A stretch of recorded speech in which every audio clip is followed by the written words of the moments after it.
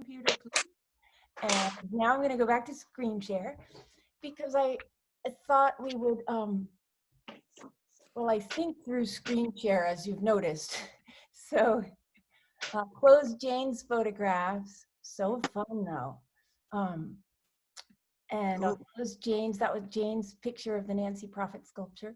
I'm using a gray screen because I thought it might be less distracting than my typical screen. And so it looks like some of you have already tackled La Savoisienne. Yes. Yep. And let's, oh, I know what, not much, but just I'm thinking out loud here with, we're going to visit special collections, and she pulled up some of these books and sketchbooks. We were sort of hard pressed to find figurative sketchbooks that were online. Did anybody get a chance to look at this? Not that it was No. a little bit.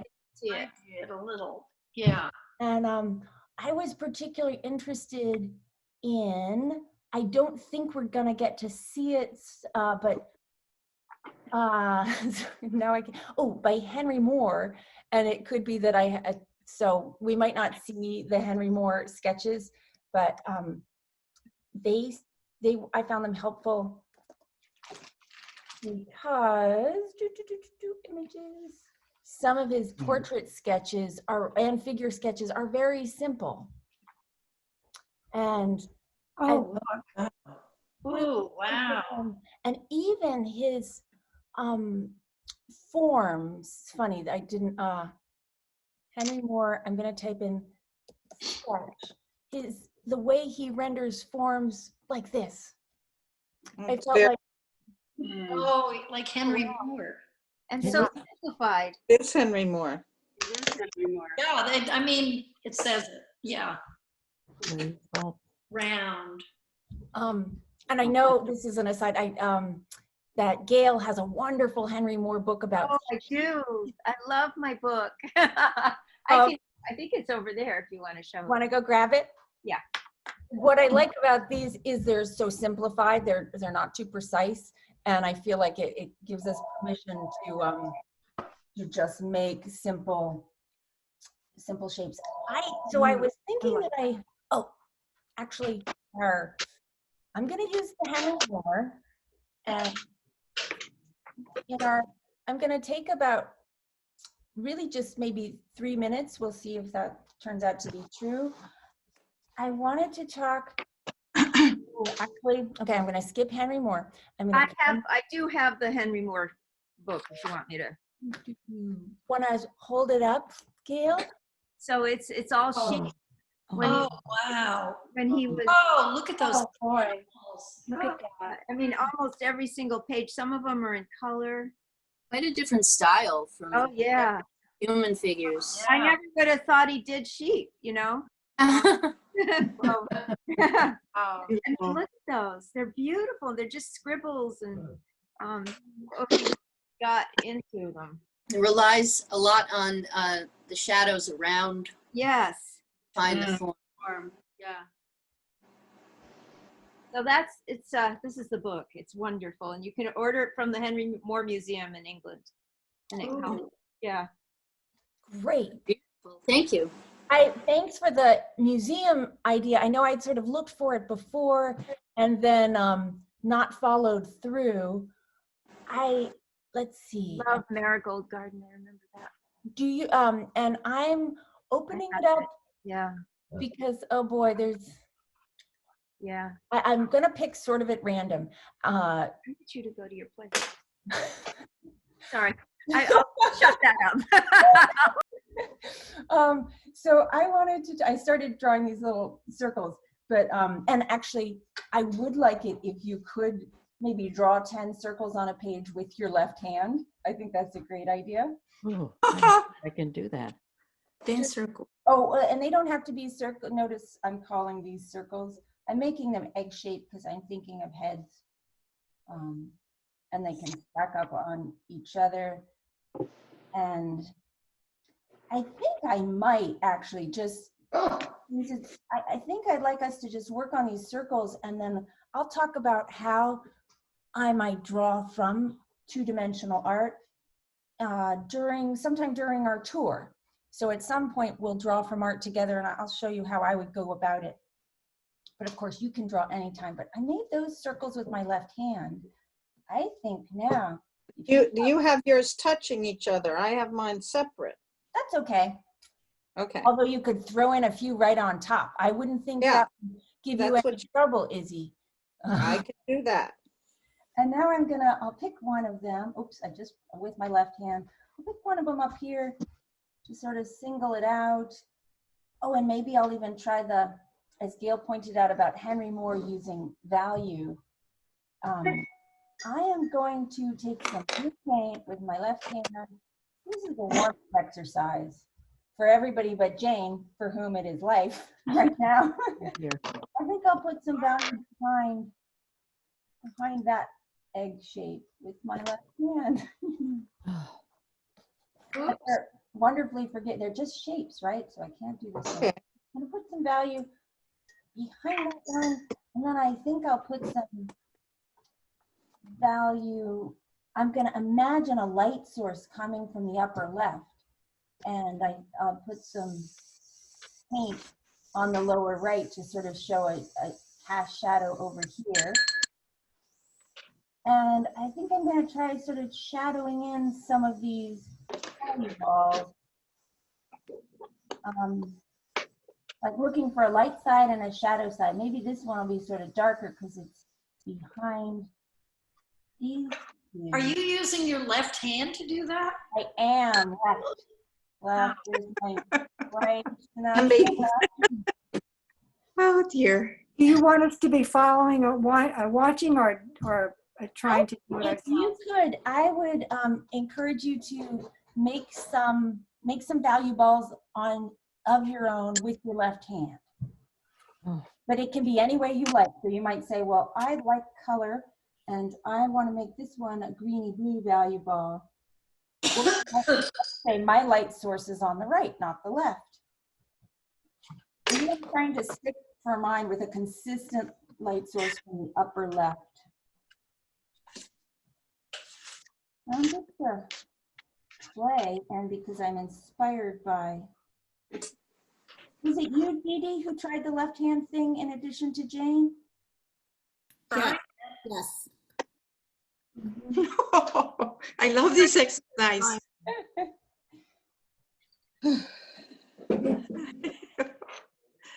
This is so hard.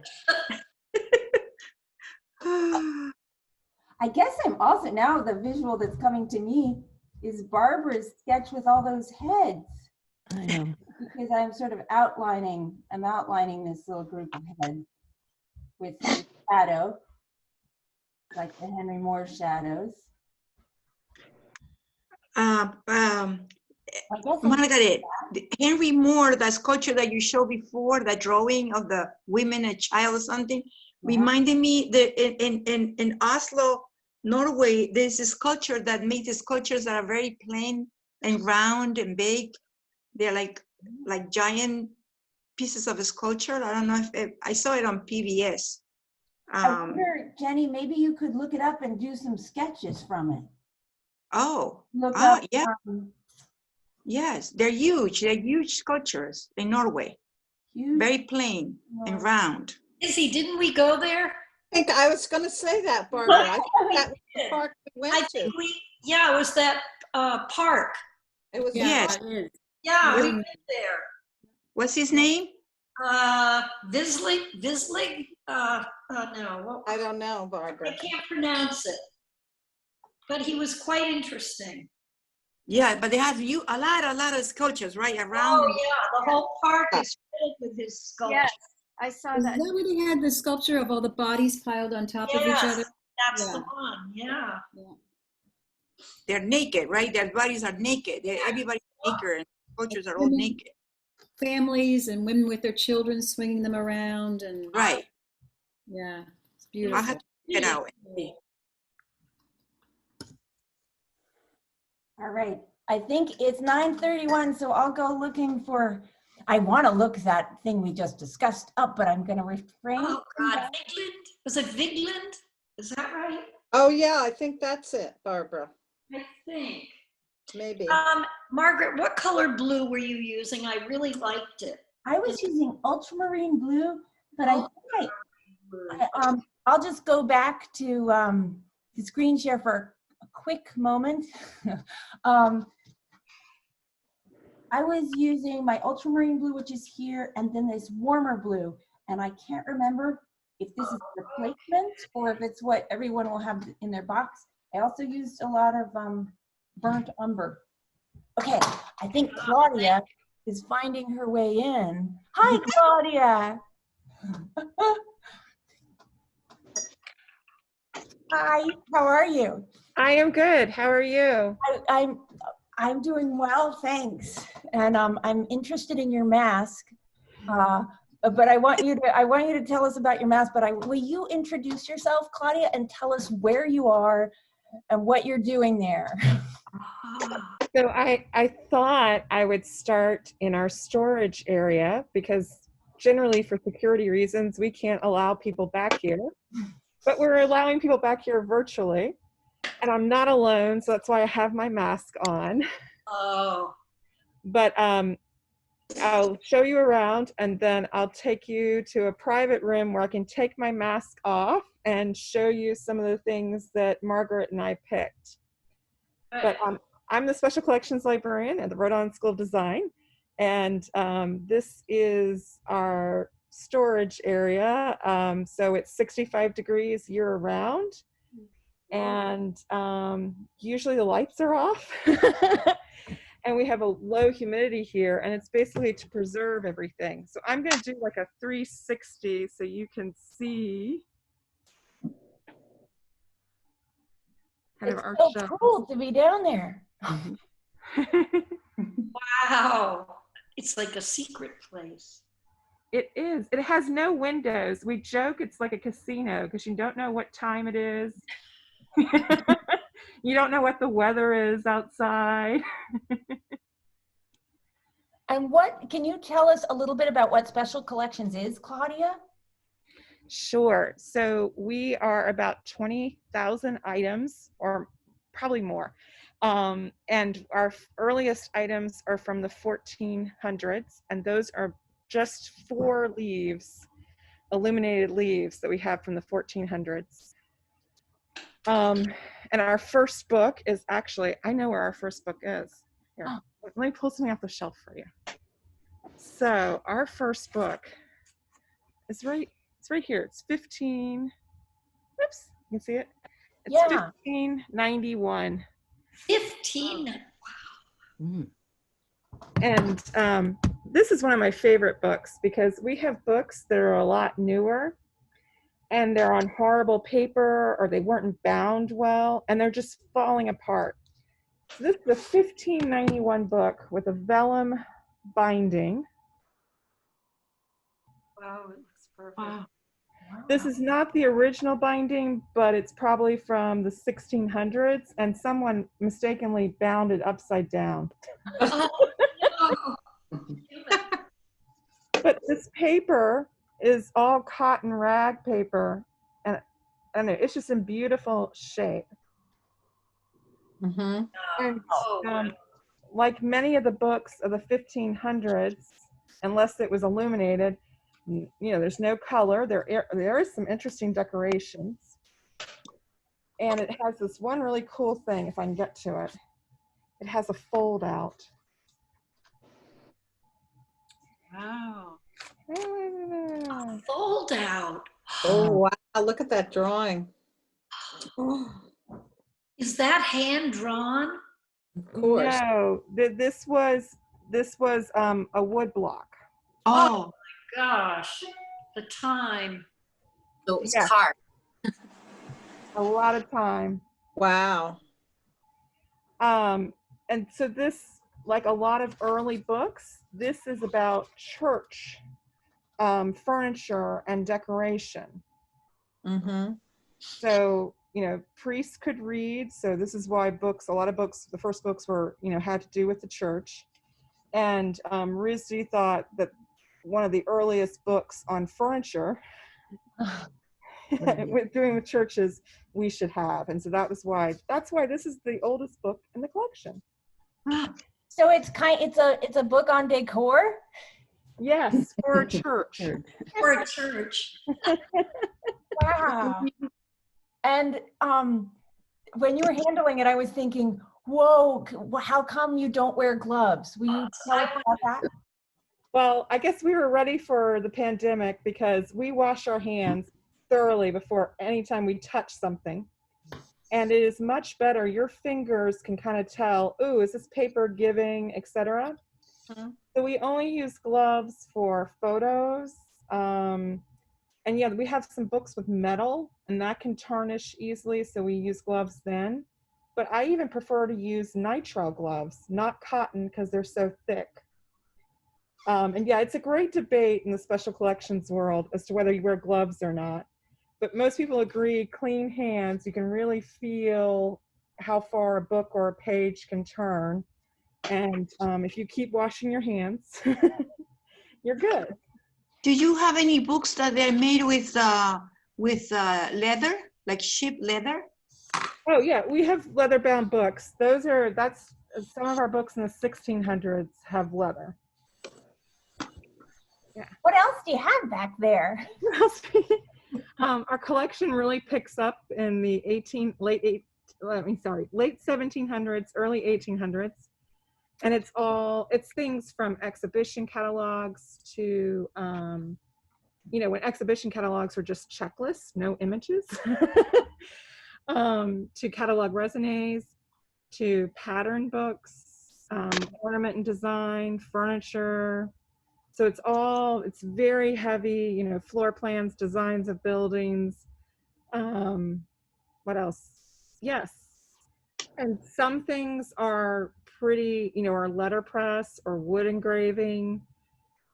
And some things are kind of mass produced. So it varies. And we're still collecting items today. Wow. Where do you buy your items? I mean, from special sales or? Well, we like to buy items. We have a very, very small budget. So, but yes, when pre-pandemic, I would go to like the Boston Antiquarian Book Fair. Oh, yeah. Yeah, New York Antiquarian Book Fair. And there is a listserv called Ex Libris. And every Tuesday, rare book dealers put their catalog links up. And so Tuesday is kind of my day. I usually don't buy because we have a very small budget, so we only buy a few things every year. But you know what's out there. Yeah. Yeah, but I get to know what's out there and what people are looking at, and I have a wish list. So. And hopefully someone will donate. And every now, you know what? We just had something. We collect artist books, so books made by artists, and that starts in about the 1960s to today, and that's our very modern collection.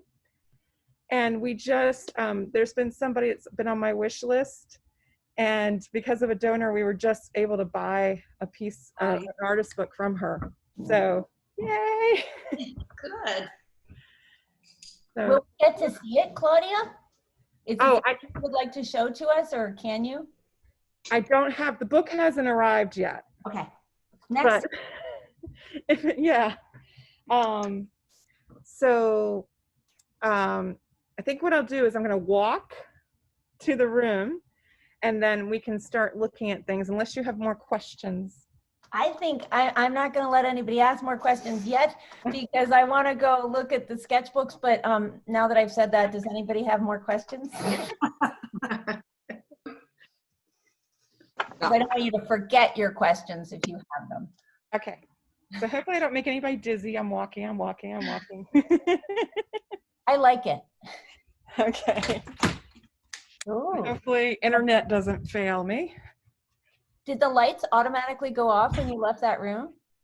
Oh. No, I wish we had those sense lights, but we don't. So I have to go through multiple doors. I'm almost there. Are you on the second floor? Yes. Oh, and that's something, so I'm kind of living out of this storage room. I'm gonna floor. What do your kids think of that, Claudia? Mom works in a storage room.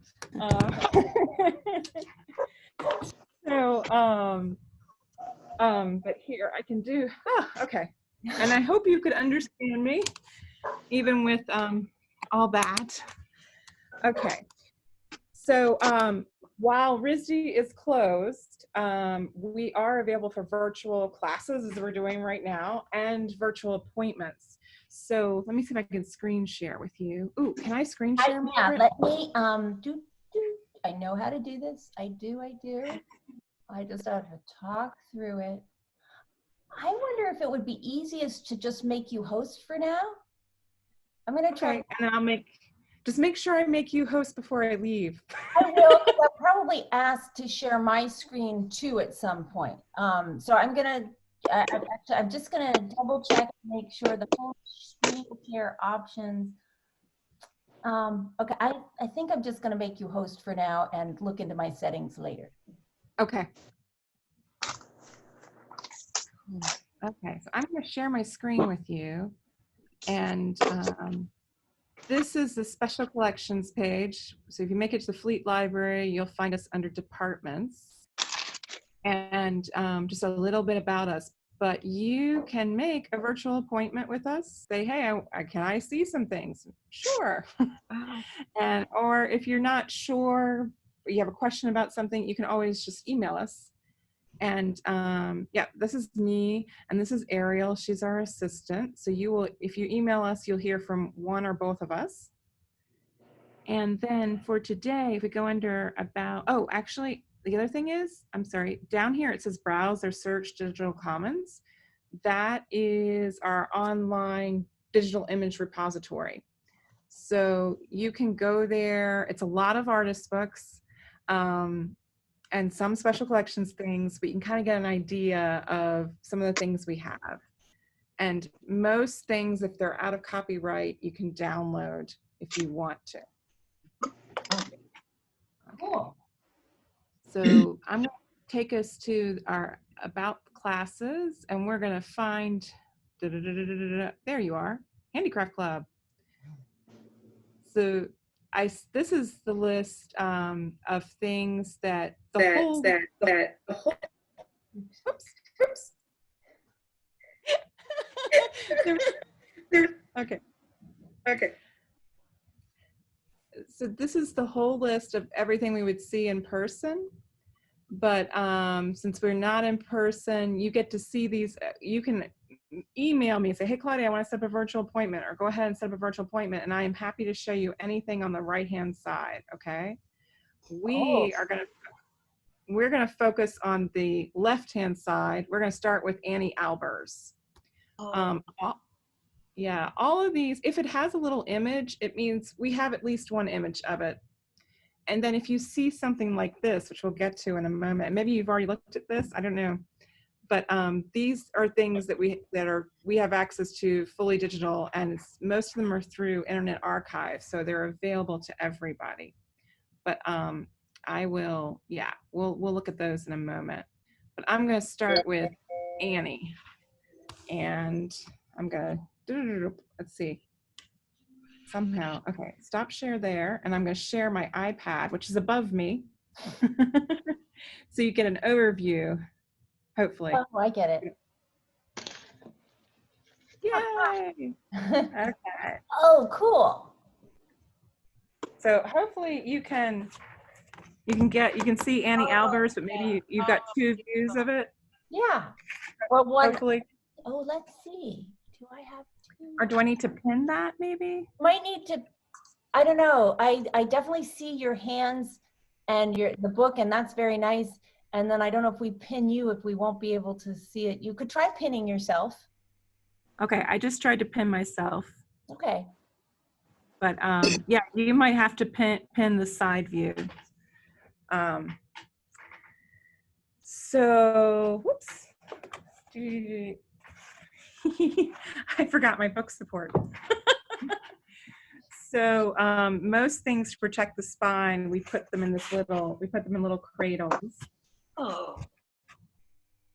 And this is a facsimile. Most of what I'm showing you, I think, yes, they're all facsimiles of notebooks, but of sketchbooks. But Margaret and I kind of we liked Annie, and we have some other female people that we wanted to show. But we're going to start with Annie, and this is newly released. That is so cool. It looks just like a sketchbook. That Wow. graphic, Amazing. neat. Get my So- computer right next to my face so I can climb right in here. Oh. So does anybody know anything about Annie Albers? No. Weavers, are Like- there any? Go ahead, speak up. I was thinking there might be some weavers who know. He likes pattern. Ah. Sort of like Escher, you know, a little Mhm. bit like you could get lost in it. I think most people know of Joseph Albers Yeah. and his color studies, but Annie is this amazing woman that his wife, and I think she influenced him and he influenced her. But she was a weaver, and these are her sketches for weaving designs that she was making. Oh, wow. Look at that. She's dated everything, and she has notes here about color and whatnot. And another interesting thing about Annie is, so the Albers were at Bauhaus, and when it closed in '39, speaking no English, they came to Black Mountain College in North Carolina. So they were really seen as outsiders there. And then Joseph in the 70s was offered a position at Yale. And in good days, when there isn't a pandemic, there is actually the Albers Museum, which is their house. Wow. It's near New Haven. And it focuses a lot on Joseph, but there's plenty of things there for Annie. I love that. Yeah. Ooh. Beautiful. Are there photos of any of these that were actually completed as weavings? Oh, yeah. Yes. That's kind of funny, because I have some books with it, but I'm like, is there anything online? It might just be worth a Google search. Of I'll Annie Google search it, and later on I'll share that. That's a great. Yeah. I'll see if I can Google search Annie Albers weaving and see what comes up. I imagine color would make a huge difference. Yes. How these just ripple and move. And then she changes. Ooh, Oh, wow. I like. So intricate. Oh, my God. I'm making a few visual notes. Oh, Yeah. Quickly. And I can pause at any point if anybody wants to. Will you know, you, draw. would you mind pausing? Of course, I want to make sure we have time for color work too, but if you would pause for a moment, I'd like to, I'm making a little sketch and I'm just thinking about an idea of these curvy lines and writing Annie Albers' name. And also, could you tell us when this book, like what the year would have been when she, or years when she worked in this book as a sketchbook? So she is 1970 to 1980. And the first ones we were looking at were early 1970s. And then she got to these and she doesn't date them. Okay. So it's Yeah. prior to 1980. So she died in 1994. I mean, the images on Google are amazing. they are. They're incredible. Okay, I got to look at it then. She's in the MoMA too. Yeah. Do you know reproduction book? Were these was this reproduced? Like these were all just contiguous pages, Yes. or was it piled? So this facsimile, which I really like, is they scanned every page, even if it was blank. Uh-huh. So you get the idea of the flow. Mm-hmm. And they, sometimes we'll see some facsimiles that you see the whole page of the sketchbook and then you have a border around it. But they really made this as it looked like her notebook. Mm-hmm. Wow. I love that. That's one of the reasons, the blank pages, that that I really like us as a class to look at the sketches, because I want us to remember that not all pages get filled up, and that some pages might just have a few marks. I don't know if Annie does that. She seems pretty precise, but I like seeing the blank pages or stuff that barely got off the ground or didn't really. And one other thing, if you're going to Google Annie Albers, Google her and jewelry. So when Annie went to openings, she didn't have anything fancy. So she started making her own jewelry of things around the house. And she made fabulous necklaces out of washers and paper clips and drains, like, bathtub drain covers. Is there anybody who isn't able to Google that? Like, should I screen share and show her jewelry for a moment? The jewelry is amazing. The jewelry is stunning. They sell kits of it. Yes, I just found that. They do? Yes, Annie Albert's jewelry kit. Can I I think- try sharing the screen, Claudia? Sure. Let's see. Host Oh, my has goodness. disabled. I guess we have to switch the hosts again. Yeah. Some Hold of on. them Let me remind see me what of I can do. Ginsburg's necklace. Make host. Change host. This is bobby pins. Okay. To make your own necklace kit is bobby pins. Oh, Oh my God. Look at this. Believable. Wow. I have a friend who made a bobby pin necklace. It's beautiful. It looks like RBG. Yeah, I was just thinking that. It really does. Mm-hmm. Is this the one you were talking about? Yeah. Yeah. Gorgeous. Oh. And then it just cracks me up to look closely and see the face. What did you- And the strainer, yeah. The strainer with Oh. paper clips. Oh my I God. love it. They look so elegant from afar. There was one more that I just, wow. Yeah. Okay, and this one, it looks like pearls, but What is it? I don't know.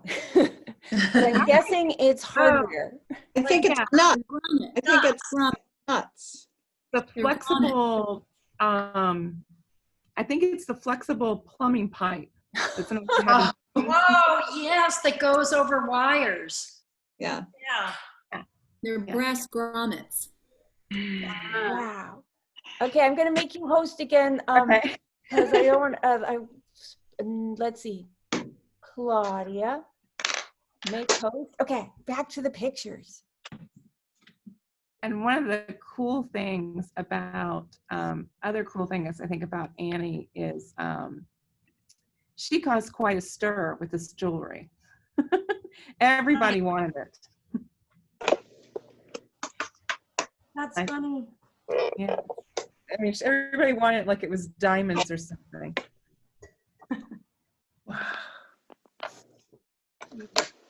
So did she ever sell any of it or manufacture it or do anything? No. I know some of it is in their museum, but I don't know that it, what happened to it. And Well, some of these Get we have hits checked. now. There's a job for us. Yeah. Right now. Annie Albert's jewelry, make your own. Yes. Yep. Yep. I could stop my pot holders and move to jewelry with Bobby. You could. So we're kind of getting to the last pages of her I sketch. like how rough that one is. Yeah. Yeah, I do too. It looks I like like she's using graph paper. Yeah. Yes. For weaving, that's important. So this is a little bit about the sketchbook that's at the Joseph and Annie Albers Foundation, which is just outside of New Haven. Yeah, so that why they reproduced it this way, which I think it's great they did. And that is the end of this one. All right. I did write down some things from that and made a few videos. Fabulous. And that it's just outside of New Haven. I think it's a field trip. Yes. I want to go Someday. next year. Mhm. Ooh, what do you have for us next? Oh, I think I have one of your favorites. You It's do. little. You do. I see it. and this isn't very, it's not so much figure relative, it's not related to figures, but it's one of my favorites, as some of you already know. So they reproduce little moleskins, notebooks.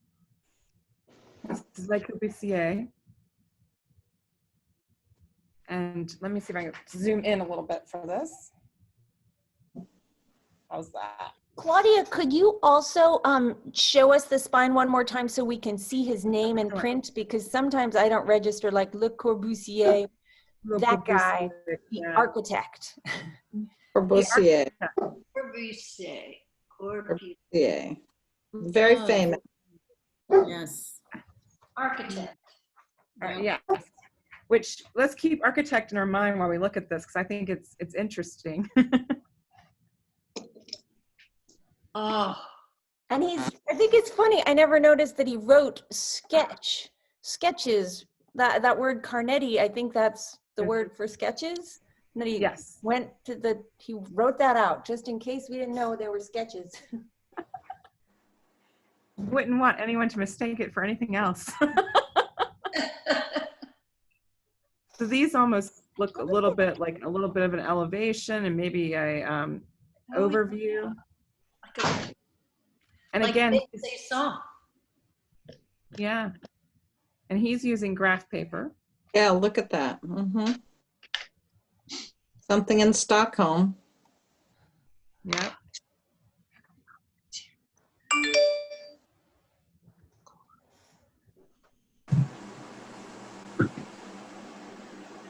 Wow.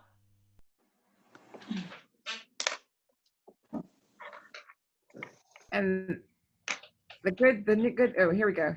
Whoops. Oh, wow. There we go. Okay, so he starts to move from pencil to some watercolor. Oh. Mm-hmm.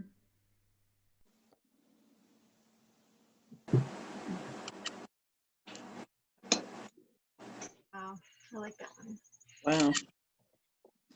Too, and notice how, I mean, things line up, but it's not perfect. And the quality of the watercolor, it looks to me like, you know, he's not sweating the fact that it's pooling up in places or uneven. And the building looks very contemporary. So are these things he saw or he's imagining? This is like he carried these little notebooks around with him. So this is more likely stuff that he was seeing every day. Mm-hmm. Inspiration. Yeah. And see how he numbered every page too? That building.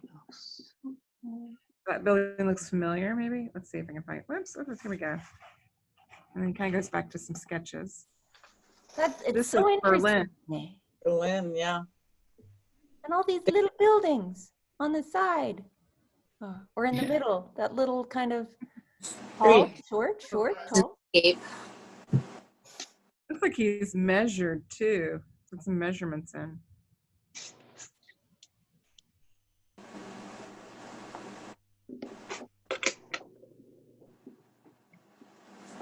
Are these the real ones or the reproductions of the real one?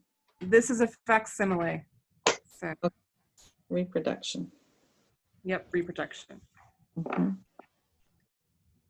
Kind of like how, what is that? It almost looks like my child did that, but I like it. Amoeba.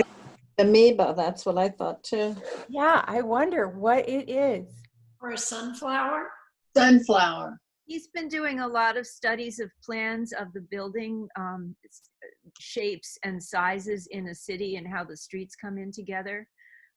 And I believe this is probably a larger metropolis, maybe showing the old walls or something. Right, circles. Yep, exactly. So you've got Circle. the original metropolis and then the old walls that encircled it as the town got larger. At least that's my theory, just based on what seems to be He studying. didn't do, Gail, did he do Washington? No, he was No. much later than Washington. Yeah, no, Yeah. he's pretty contemporary. He's Yeah. just past century. Thanks, Gail. That makes sense. Looking at it like that, it's delineating places. Like every old city anywhere. Yeah, it's wonderful to watch him as he thinks, because as you know, he created new cities, you know, those big blocks of cities that, you know. Actually, I don't. I mean, I just know that he's a, you know, contemporary, or was a contemporary anyway, but I didn't know he designed chunks of city. Yeah, he had some idealized cities that he put together. To us now, I think they look pretty brutal almost. Yes.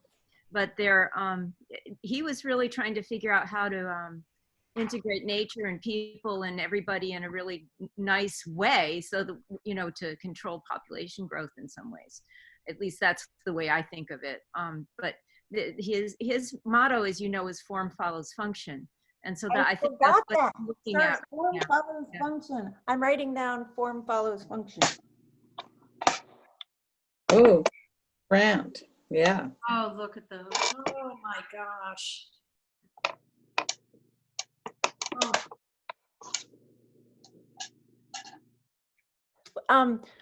While Claudia flips through, Gail, will you say a little bit more about Le Corbusier and form follows function? Well, mostly it's the idea of form follows function is that you don't do superlative decorative things, which is interesting because he seems to be drawing a lot of them, you know, but his buildings are very blocks, you know, they're blocks and they're squares and rectangles and, you know, cylinders if he uses them. They're very simple. So I think the form follows function is actually a distillation of what he's doing here. I think he's studying, you know. Yeah. It's interesting, like, why did he cross the upper one out? How's that different? He didn't like it. I don't know. Maybe he liked the bottom part, adding that interest. I don't know. Oh, here's Yeah, maybe so. It's a little longer on the bottom in the second one. Oh, whoops, yeah. But that's okay. I like to just, but I think Chris is right. There's more to that. There's more place for him to make those. Look at that with the X's. Oh my gosh, wow, that looks like that other person. Right. Yeah. Huh. I only knew of his chairs. You know, the chairs that were designed. Well, that you know? everybody likes those leather chairs or those. Yeah, and you can Leather see and you can see how form follows function in those. They're extremely simple. You know, the line is been reduced to a gesture in some ways in those chairs. And they're, you know, they're still comfortable. So the function obviously is to make a comfortable chair, but the form he reduced down to total simplicity. But it took him a while to get there, it seems. He was processing a lot too. Yeah, it's kind of cool to see that, you know, I like what he's doing. It, you know, he likes beautiful things, and it's so cool to see how his thought process. It's something that I hope someday I'll get to.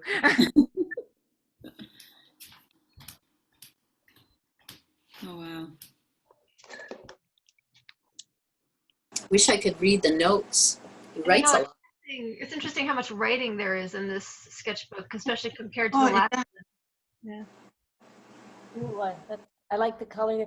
In person, I know you can pick out a few, maybe you can pick out a few words. I know that when we're holding them in person, I could pick out a few tantalizing words, and sometimes I think, oh, I see what he's talking about. And this comes with a transcription. So, you know, if we were visiting, we could. Oh, cool. Yeah. So you could look it up by the page number and find out what he wrote? Kind of, yes. So let's see. This is 3. Let's see, 3, and this. Ooh, what page is this? He didn't number the page here. Put the page number on it. 26. Something about in the tradition, it is something, it's all written in French. October. Yeah. October 4th. Tuesday. I make out Tuesday. Sorry. Yeah. He was visiting a villa. That's what it looks like to me. Yeah, and he's accompanied by his friends, William Ritter, Marcel Montadon, Jenko Casarda, and he describes the interiors in great detail. And one of his friends that was with him was a music critic. And this is the reception room of the Villa Brakl, B-R-A-K-L. And he's talking about the proportions, which he later used for the studio gallery of Les Roches in Paris. Well, it does add a lot. Yeah. It's very broken up. It's like one line. I mean, these are not complete sentences. So the transcription kind of adds a few details. Like, yes, they were able to make a connection between this drawing and this visit, knowing that he was inspired by. Yeah, he seems to move to a lot of, these are interesting.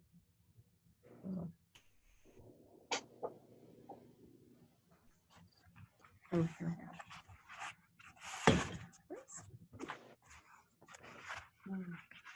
go. Sorry, I'm trying to get, this doesn't want to stay open.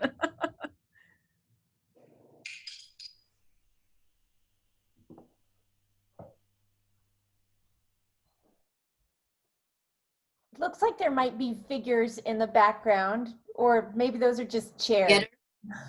They look like figures. Like a theater or arena. Yeah.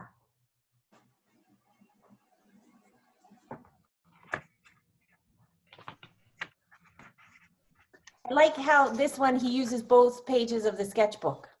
This also looks like an orchestra for like a Greek theater. So you can sort of see how those those huge steps they had going down in front of us. Yeah. Does it say something else? Circus? Yes, it does. Yeah, maybe. So it looks like a few pages before he was in Italy. Aha. And they say they think it's some amphitheater, but not quite sure. That makes sense. I'd like to make a little point that I'm sure you can all see, but it to me, I wonder if he started the top page and he kind of drew that on his own, and then he decided to add in the bottom because the top looks sort of more careful and slow, and the bottom looks like maybe he a little more vigorous. Yeah, it's interesting that the foreground is less detailed than the distance. It just adds so much depth to the whole thing. I'm really glad he did. Yeah. So is this like a little travel notebook, maybe? So they are travel notebooks, and they're actually this size, so that they're very, Wow. my hand and the book. It's, he apparently carried these around in his pockets. He was like Margaret. Yeah. He was. Oh, look, and there it says. I think this is the train schedule. Oh, the train schedule. Oh, that's funny. Yeah, to Part Berlin. Yep. So if you're ever not sure what to put in your sketchbook, you can just copy out a train schedule. Will we get gold stars? Get gold stars, especially if it's a schedule to somewhere I might like to visit. Right. I love that. Oh, wow. Oh, can you hold that for 1 second? Oh, sure. No problem. Let me take a picture of this. That's cool. Thank you. You're welcome. And please tell me if I'm going, I think I'd like it when you go, or it's a good pace. Next time we come to something colorful, maybe we'll stop for a few minutes and put some color on the page. Ooh, how about this? Wow. It's not colorful, but it's interesting. Well drawn. Yeah. What's that top thing? A monument? It looks like either a monument or a cemetery. So Good. With a scarf on it? Looks like an egg with a scarf. someone's An egg on that belonged to someone. Oh. It does look like an egg in a scarf. It says the Great Pavilion of the Exhibition of Darmstadt was begun in 1905 and completed in 1906 to commemorate the marriage of the Grand Duke Ernest Ludwig to his second wife. The second wife's scarf. Yes. Everybody should have one. Yeah, the first wife got a diamond tiara. Yeah. I think his trees are interesting. Mm-hmm. Yeah, me too. Just the suggestion of the leaves and everything.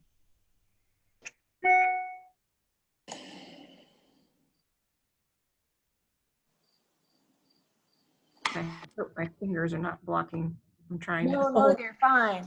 I think it would be fun. I'm still on the hunt for a little color.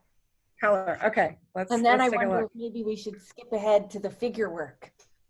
Yes. Oh, he's got lots of writing in this one, and it looks like there's one color image. Oh. I'll see what I can figure out about this. Well.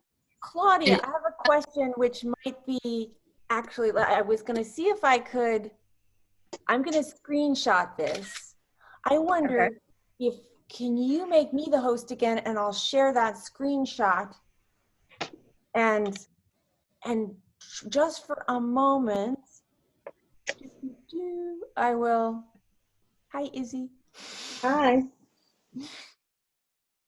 Am I supposed to do something else? No, it just sort of landed on you. But what I was going to do, Good, I was. You can draw anything you like, but I thought I would just share this while Claudia's thinking about the piece, or if you want to tell us a little something about the piece, I would let you know how on earth would I, if I was going to sketch from this, what would I do? And I love it that it's the same proportion. My sketchbook, I've got one with dots. So, look at that, his sketchbook, this one doesn't have the grid. Well, I've got some dots. I think some of you have these dotted sketchbooks too. And I am going to make I'm interested in the left-hand side of the page.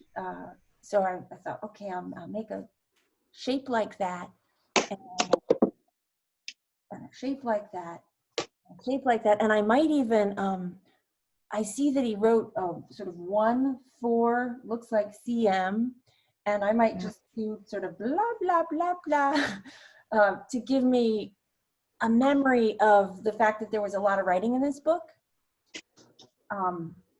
And obviously there's no right way to do this. I think I'll write down the 64 because it's so interesting to me that he numbered every single page. And I'll write blue.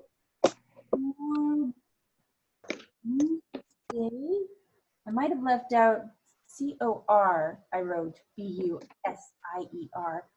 And it looked like, I know we saw the date 1911.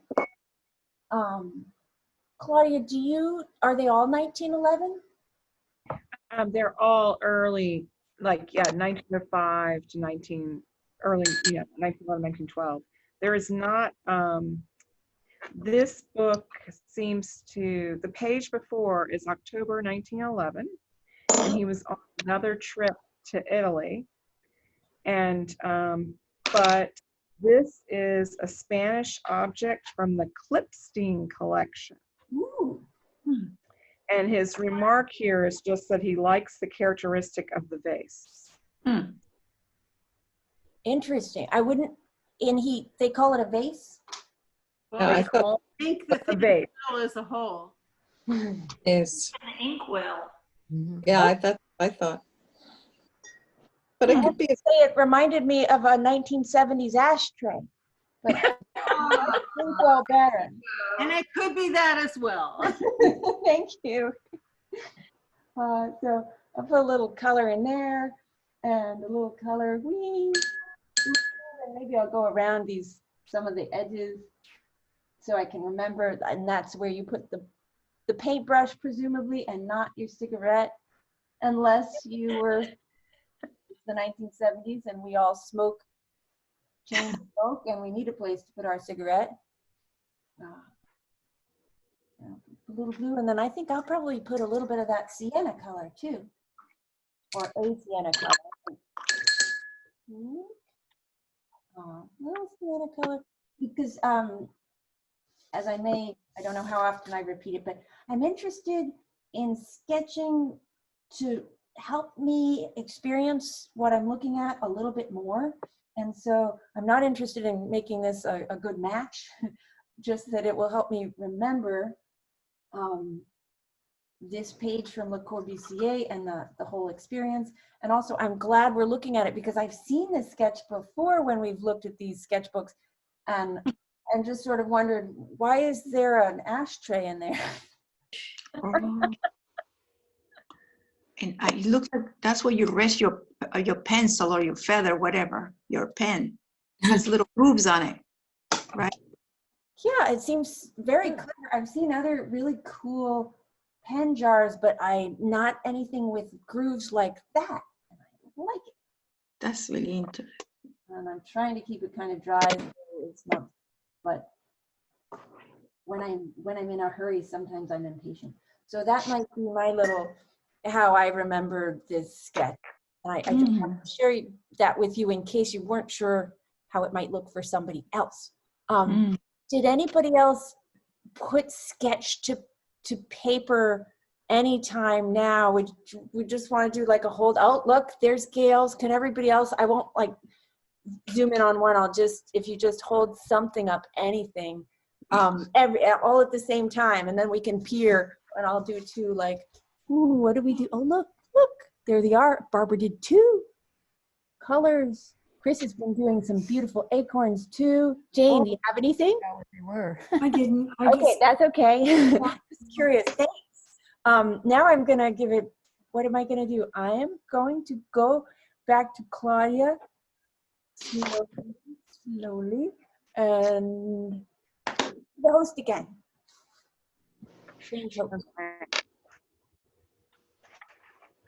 So let's see, let me share.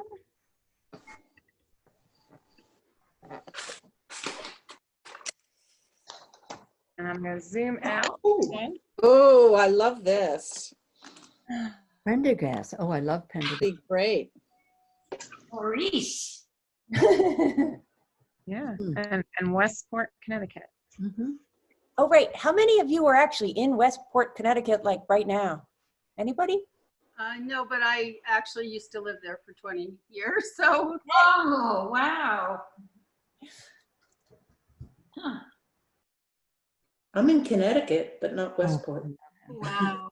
Oh, look at that. Oh, holy. Oh, wow. He crossed that one out. Oh, no, maybe not. It's the back. Yeah. It's the back of her. With the veil. Yeah, what he liked was the headdress, The hat. head. Like she's sitting in a chair there. Yeah, I think so.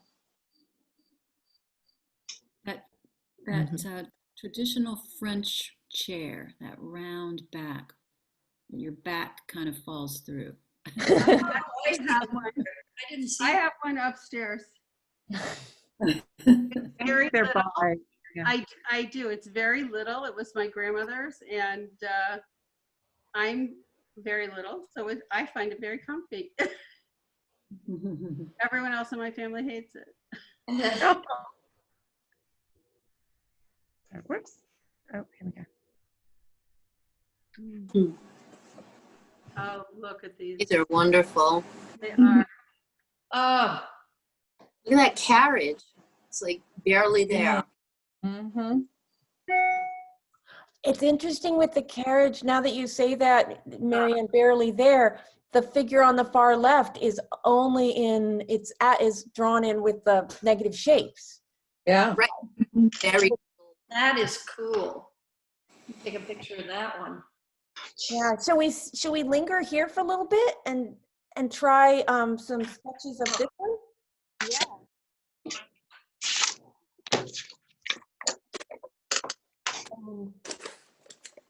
Let's see. Would you like me to show my screen sketching with this picture? Yeah. Or would you like to just? I want to also be able to see the original because I'm going to sketch too. I Yeah, would they- Possible. try. Yeah, let's give it a try, and I'll let you tell me if it's a good quality image. Claudia, will you swap again with me? Sure. Let's see.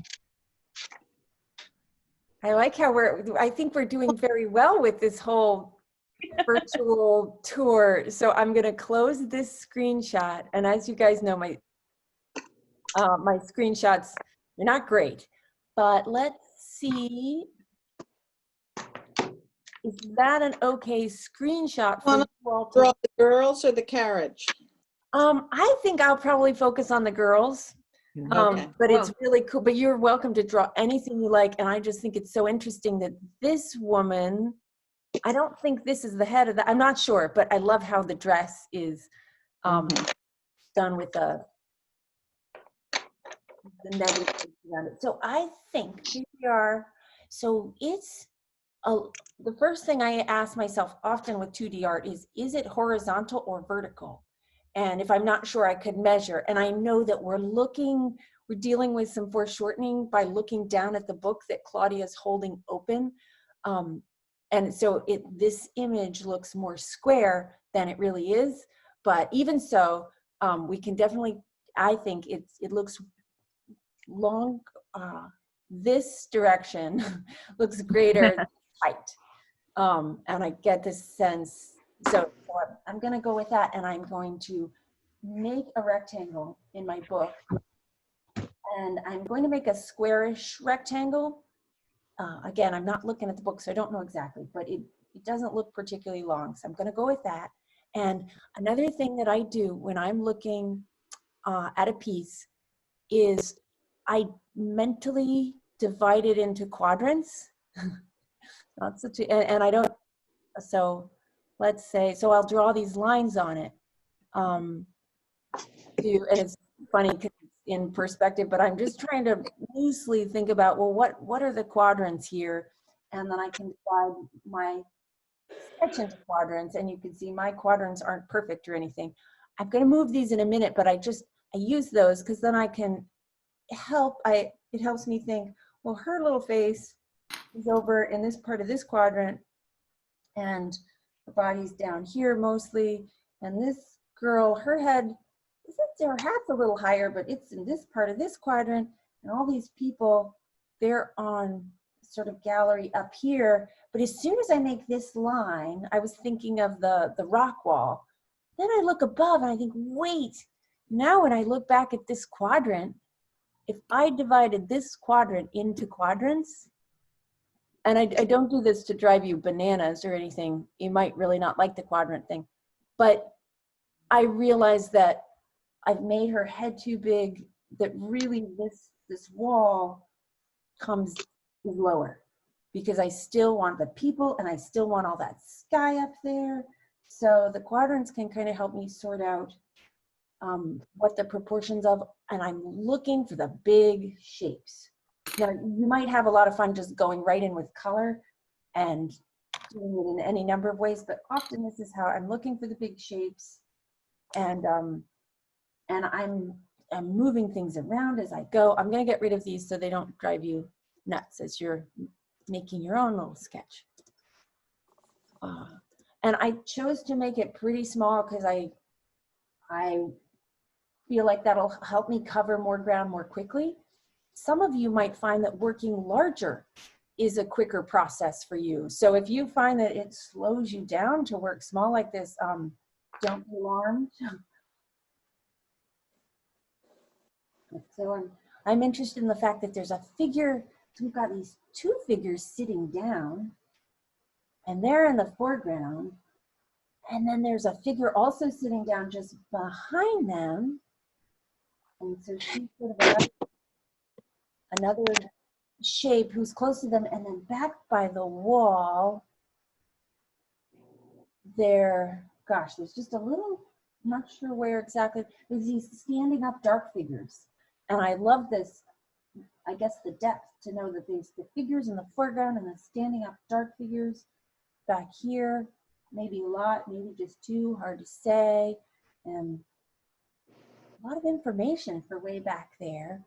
And all these other figures up here, but sky too. So I kind of, maybe I'll even, because we're not in the museum and we're not even at special collections where, of course, the special collections, we can use pencil to draw from the art.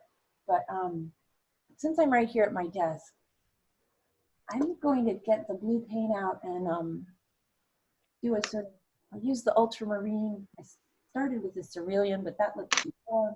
So this looks a little too dark, but that's okay. I wanted to put in the sky, some umbrellas.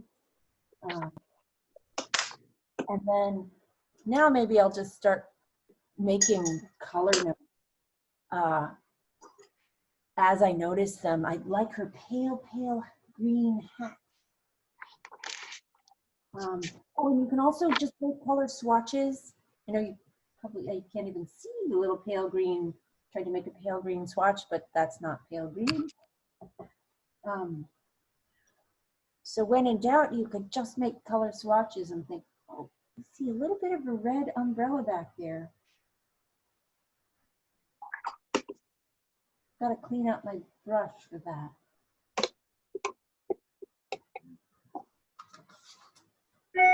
And I haven't been looking at the clock because I want to kind of keep it simple and short, but make notes, like color notes about this. I see some yellow. I think I'll make a little kind of back there. And mine is way too chromatic, but I'm not worried about that because I just making some notes. Oh, and what about that green? Green. I'm not doing this with my left hand. Claudia, one of our students is working left-handed because of an injury. And so that's why I mentioned the left hand, and she's doing a fantastic job. Sometimes we try with her and other times we do not. Is anybody else noticing something as they sketch that they didn't notice right off the bat? The blue building behind the wall. Oh, is that a building? Oh. That's a building? Where? Here? Oh, that? No, the guys to the side. Oh. There. Oh. I thought that was ocean. So did I. I don't think it's ocean. I think it's ocean. You can see the balustrade and a street and the people standing down below the wall. But why does it go above the wall? Oh, there's a wall They're like on a quay. I see your point. Guess what? It probably depends on what we look at. You know. I was just gonna say, sure, you do. But I like the color. So the color of it, we can agree on that no matter what, right? That it's a sort of turquoisey color. It looks like there's another wall up here right behind my screenshot, Yeah. or behind the iPad. Is this a balustrade? No. Gail, was that I you? think that's an iron railing. Yeah. What's a balustrade? I like the word and I've heard it, but I don't really, I couldn't tell you. Actually, the balustrade, see the two dark figures on the lower, yes. See the Yes. right in front of them? I think that's a balustrade. I Like a- think that looks like a stronger stone, I don't know, like a stone parapet or balustrade. That's why. Got it. I see it that way, but I'm sure everybody else sees it differently. So Anyway, okay, cool. So what else does anyone notice as you're sketching that you maybe didn't notice before? There is a third girl over here on the left. Is that a girl too? I think so, with like her little, Yeah. it's a little blue, a sort of dark blue skirt against the pink skirt, and a little brown ponytail. yeah, Yep. Green hat. in Green Hat Day. We could just scribble that in the bottom of our sketchbook. Okay, and even though I've got very little here, I still might say, okay, well that was, I have this experience of this this sketch, and if time to move on, I have to stop. I'll write Prendergast. I always want to move the R's around in Prendergast. I think Prendergast. Does that look right? And do we know what year this is, Claudia? This is 1899. 99. I leave us a little bit more time so you don't feel, or I'm just going to linger a little longer in case you feel very rushed. Just a few seconds. Okay, Thank you. certainly. We'll get some of that turquoise for the building / ocean. Of course, it's going to end up looking a lot like the turquoise on my girls here. And I guess there's little pinky lavender, I think. Ooh, and then it gets more green, grass green, sort of. That's kind of not outrageous. So again, like I put that down, that phthalo green looks so intense. And it's not a good match, but it's okay by me because it's just a little sketch, and maybe I'll make another dark figure up there. And the pinks, putting some pink, some white. And of course, don't forget to breathe. I get all excited and You're holding your breath, yes. I am. Oh, and then maybe I'll go in with a pencil again because the hats are so important. Oh, you might say, what about that? This is supposed to be about figures, Margaret. And you haven't said a word about their figures. I'm gonna put some hair shape and even just face hair for her. So tiny. And now I've got it all wet with watercolor. But even so, let's see if I made it sort of around her face. And look for a hat shape. And I had originally, but I forgot all about it. I wanted to make a point about maybe I'll make the point down here about the girl kind of on the left, but not the super far left. That we're seeing her 3/4 or maybe more. So we're seeing mostly the back of her with a little bit of her face. And I think that can actually be, I like drawing people not straight on because I think you can make it look pretty realistic without a lot of information. So I'm not getting her hat shape quite right, but we see a little bit of her face, and we see a little nose maybe, and we see a lot of the back of her hair. But just by getting something like the hair shape and a little bit of the hair going down behind her garment there. And I guess we do see her, we see a brow, we see her chin too. And this is obviously a sort of terrible likeness, but it still does look sort of human. And we see it sort of eye mark, brow mark, ooh, and more hair. And this shape of hair, I'm gonna get rid of some of the hat. This shape of sort of hair by forehead, and then it comes down, and we know where ears under there, almost see it. That little bit of information can make it look pretty human. And then sometimes these clothes can be great because they've just got big collars and hats that you don't have to get the anatomy too correct, but they follow, well, I made her giant now. Anyway, there's my little sketch of her. Would anybody like more time with this one? No. Okay, great. Thank you. Thanks for bearing with me. I am going to go back to you, Claudia. And I forgot how much time we have for our make host. I'm all excited and in the moment.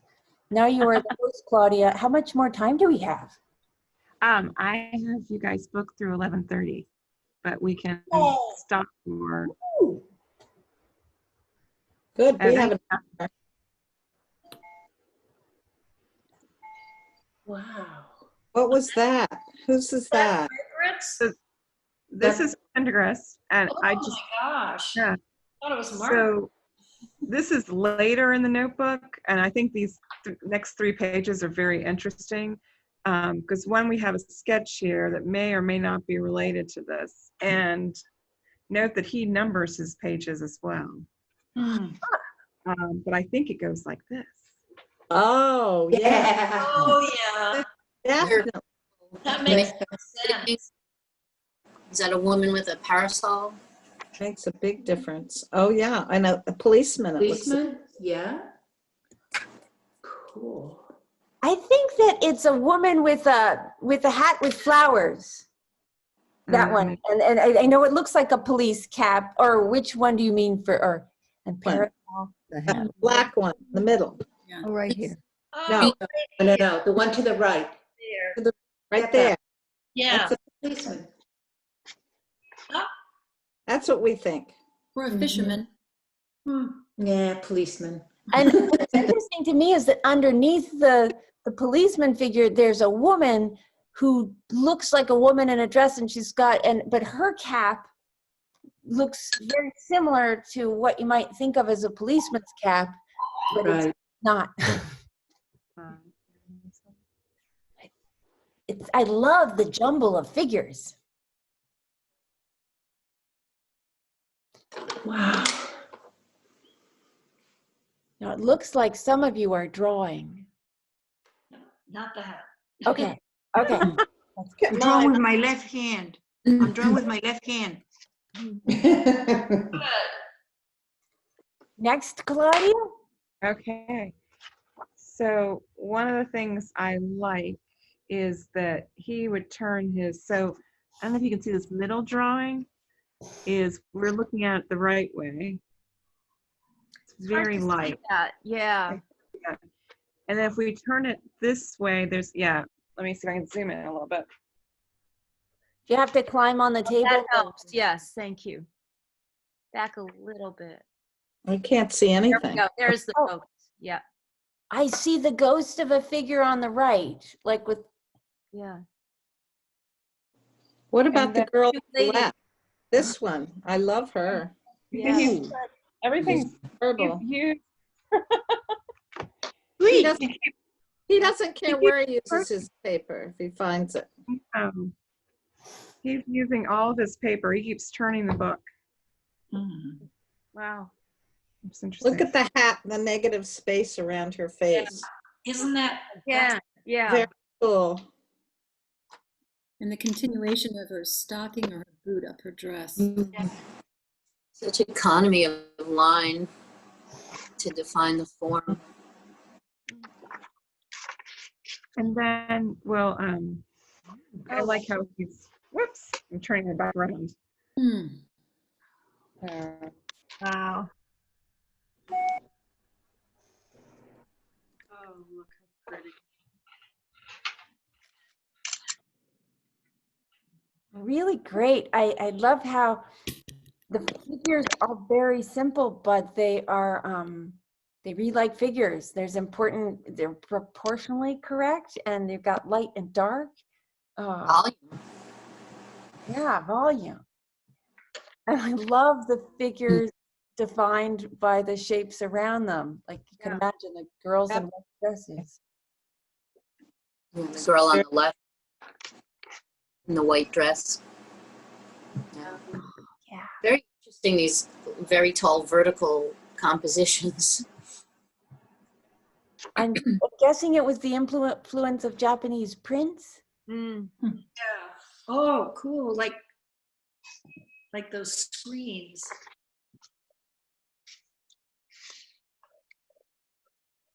Should we keep going? Sure. I have Yeah, I'd like to see more. I have a second sketchbook. Oops. Oh. This is a Pendergast. So. Yeah, this is the biggest one we've looked at so far. Oh. And this is a different Prendergast sketchbook? Yes. This is later. And what even though they actually reproduced the binding, how he had decorated his sketchbook binding. Oops. What kind of additions do they make when they make these facsimile books? That's a good question. It varies. Oh, look. I don't think this one has an edition size, but I have one here that they only made 200 of. Mm. Would they be lithograph printed, just like regular offset printed? It really depends on who's doing it, but often it's offset. Mm-hmm. Yeah, I don't know how you would do it otherwise. Yeah. And that's why they often do limited editions. They don't, you can't do like an inkjet common commercial printing.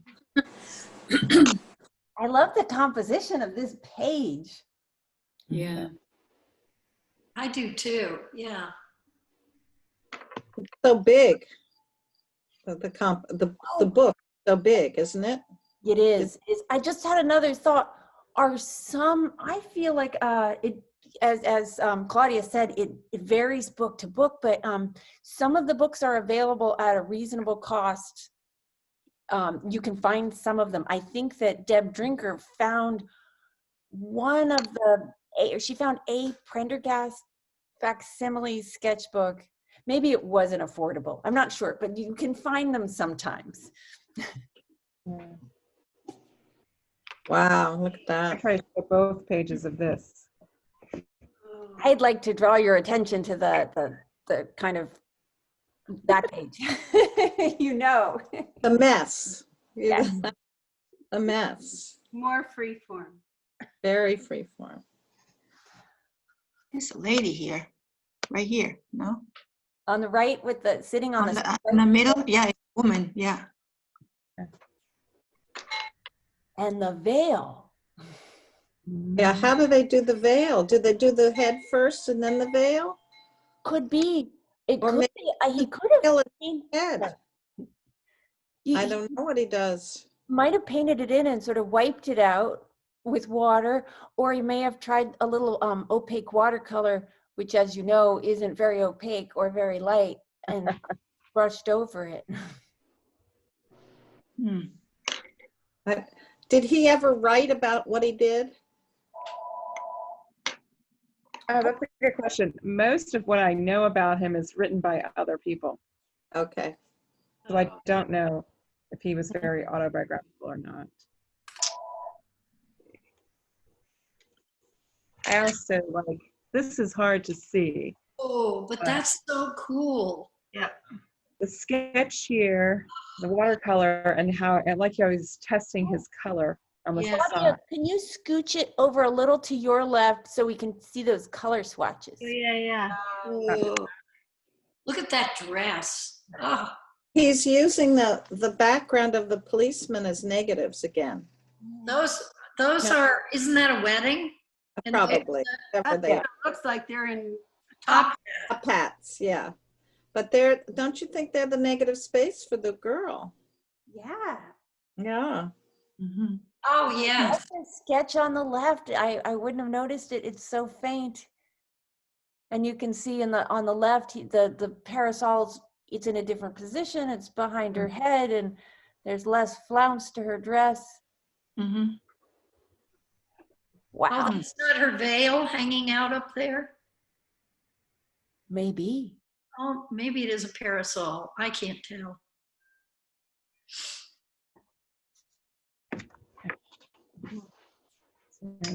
I love those color swatches. What's interesting about the color swatches to me is they're well, never mind. I don't know how to say it.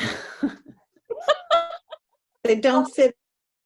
Yeah, they don't fit with, oh, I see the green. Yeah, maybe that's what I was going through that line of thinking, like, oh, on the top of his hat, there's a green and the green in her dress. And mostly the greens from her. Right. Light enough to make her dress. Right. Test to make sure that that's not too dark, which it is. Yeah. we're like detectives. And the more you look, the more you see. Yeah. I like the way the yellow and the blue contrast each other to make sort of a pattern of depth as you go back in and shadow. And aren't they complementary colors, blue and yellow? And orange. And they make green, right? Oh, orange. Maybe it's orange. Blue and yellow make green. You're right. Maybe that's how he got those greens. I like the way he put a little green on the guy's hat over there. That's the only piece of green over there. And a little bit around her neck, maybe. Yep. Yeah. And in the ruffle. Look at her hair color. Green hair.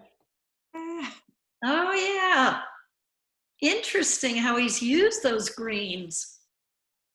I'm interested in her, is that her little foot at the end of her? So, I'm sure. Like she's on point. Yes. I was thinking, Barbara, of you saying, oh, well, maybe this is cartoony. You could easily say that of this when you know. You know, it reminds me of the New Yorker. There's something about it that reminds me of the New Yorker cover. Yeah. You're right. Yeah. I see that. Yeah. Looks like Mary Poppins. Oh, yes, it does. That 1910-ish, or I guess 1900. Or was Mary Poppins, I think of the suffragettes, so maybe it was around 1918. What's next, Claudia? Okay, so next, more modern. I have Kara Walker. Will you tell us a little bit about Kara Walker? Kara has she went to RISD. She graduated from RISD. And she's I think her work often involves race. And she's largely known for these huge black silhouettes she does that fill rooms. So, but this is, and I guess we could Google Kara Walker and you can kind of see her black silhouettes. And this is, I think it's interesting, this was her sketchbook. This was begun in 1999 in Munich. And the way they chose to reproduce it. So she used the cover from an old book that all that exists was the cover. And she just kind of bound a sketchbook in it. So here's, it's a German catalog. And the way they chose to scan her sketchbook is all the gray is behind. So when she has a bookmark or something, we can see it. And she has a lot of writing in here. And these sketchbooks are from before she did her characteristic wallpapers of, what's it called? The kind of wallpaper design. I'm forgetting the word for it. Oh, like silhouettes, you mean? Or I was thinking of something different. Mural? A mural? Darn it. Not a It's okay. mural, but anyway, a certain pattern that we see from, I'm not for maybe for a long time, but she would instead use narratives from slaveholders or narratives from colonial culture and the culture of oppression. Those would be the images in this traditional form of fabric design. And what is her name again? I'm sorry, I missed her name. Kara Walker, K-A-R-A Walker. Kara. Thank you. Yeah. And so this is her sketchbook, but before she started doing the work that she became really famous for. Is that right, Claudia? Yeah. Yes. And she was did a lot of printmaking. So some of this I think has, you know, to me this sort of, I can see her making a print out of this, whether it be linoleum or whatever she would choose to do. And I kind of like the realism of Post-it notes with phone numbers for people. I love that. Yeah. But here we get some pen and ink drawings. Okay. I'm going to have to go right now. Okay. But thank you, and I'll see you next time, all right? See you next time, Chris. Have a great week. Bye. Bye-bye. Bye. Bye, Chris. Bye-bye. And maybe we should say like, so what is they have the trigger warnings. Should we give a trigger warning here? For anybody, since a lot of people aren't familiar with Carol Walker's work, she does deal with violent subject matter. Can anybody else who does know Carol Walker want to rephrase my trigger warning? I think violent and sometimes sexual, right? Yeah. Yeah. And sexual violence. Right. Oh, okay. Yeah, some of her images are very intense.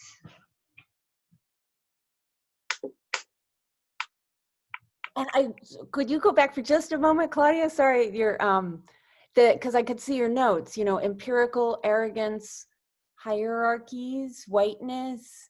So like fine costumes, evil. She's combining these ideas in her work. Which, oh, yeah. All right, carry on, please, Claudia. Thank you. Do you have any thoughts about Kara that you want to share, Claudia? I get this sketchbook for me is a lot more of her printmaking things, and I guess I'm a little more familiar with, and so I just find it interesting how she took drawings like this and then turned them into prints. And this is also, I think her research though speaks to the silhouette and the murals that she has done that most people know her for. Did you go to school with her? No, I didn't. Where does she live now? Is she still alive? Yes, she's still alive.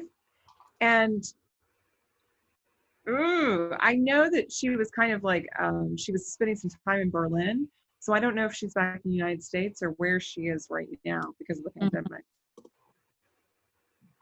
And she does a lot of... She lives in New York City, according to Wikipedia. Hey, thank you, Wikipedia. And graduated in '94. Thank you.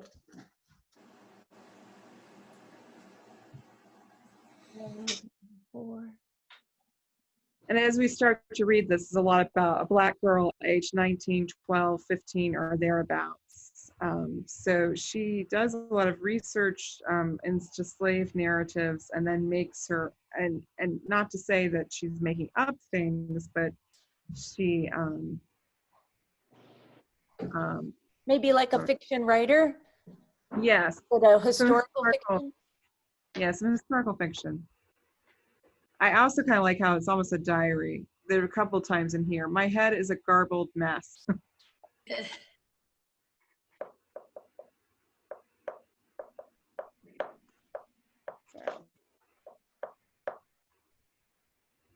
This is Searching for Heart.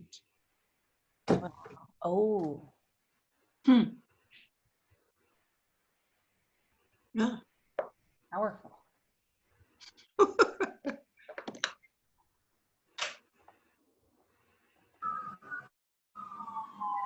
says, I'm not white, I'm English.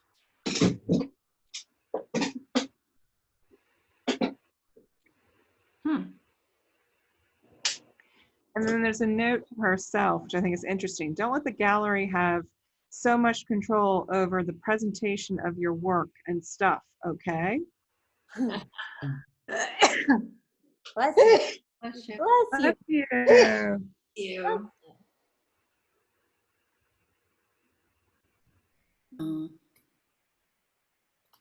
Feeling so empty inside. So she was pretty sad. Yes. I wonder if she is now.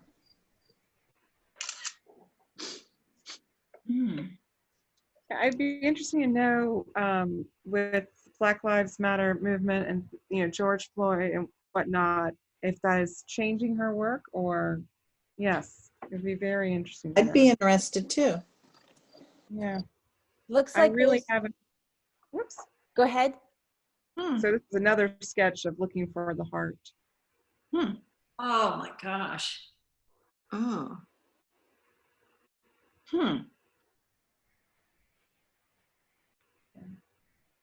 You always start. Start with me. You always end with me. I to Alpha and the Omega. Oh yes, I'm sorry. No, that's okay. I didn't see it till you were turning the page. You know how things register? Yeah. I'm not gonna get back. That's great though. That's a beautiful picture. Beautiful simplicity in her line. It's just. Could we linger on that one maybe to do a sketch of? And like, could you, sorry, and like, could you maybe zoom in a little bit? Oh, whoops. Oh, I didn't take I forgot to take a screenshot of it. I'll zoom in, but Thanks. I can do this. Let's see. wow. Okay, I've got a screenshot of it. Okay. And I think one of the things I like about it from a sort of formal point of view is the fact that parts are much more defined than other parts. So, and here's my Google screen. Looks like there's some good interviews. You can see what she's up to now, and that one's only 4 minutes. So maybe will you extend our after 11:30? We could watch one of those, a 4-minute video about Kara Walker. I would love. Okay, now, so if I have, oh, and since I got my sketchbook and you can see it now, I was at the very beginning. There was an image of her, an image. And there was an eye in the middle of the forehead, and it was very blue. And I thought, I wonder if she used blue ink and then added water. So I was trying to remember that as we look at the, through the sketchbook, just hair and eyes. And so here back to, gosh, it is so small. I would maybe give myself parameters, even though this is kind of false parameters if I just screenshotted this, but still it helps me to see that it's a vertical rectangle, just a little bit taller than it is wide, and that head over here, and I like to think of the big shapes first. So before drawing too much detail, I'm just interested in what's the shape of the skirt and the torso, and where would the arms be, and head and hair, the shape on top of the hair. Oh, it looks like she had some other ideas, like there's a man's face, like even licking or something over there that I didn't notice. Yeah. Oh yeah, I see it now. Kind of looks like a pig. Yeah. Probably was.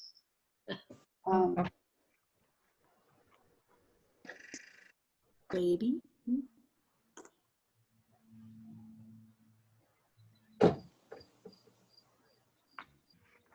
It's interesting to hear Kara Walker talk more about her work and how she's grappling with race and stereotypes. It seems like clearly she's grappling with stereotypes in these images, and changing them.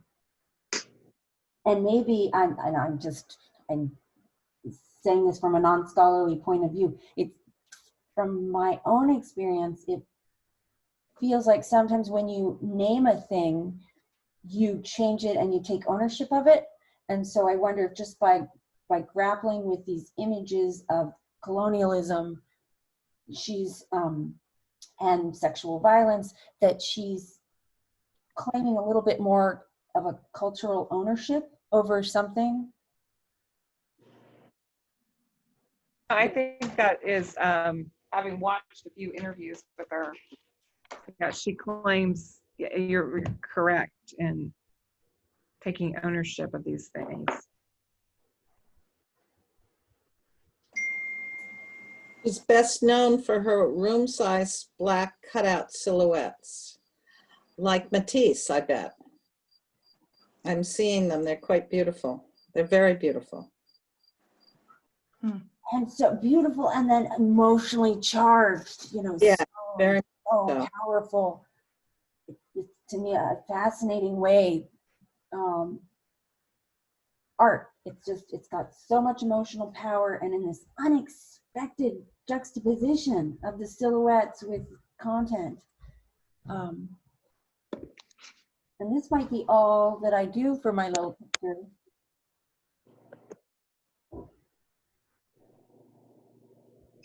But I definitely feel, I don't know how to describe it, but so she seems to explore stereotypical features in a way that I don't feel comfortable. Like she exaggerates certain features that makes me nervous. Like I feel like, oh, I don't want to draw what she's got, like with his head. It makes me, anyway, I guess I've said it, makes me a little uncomfortable.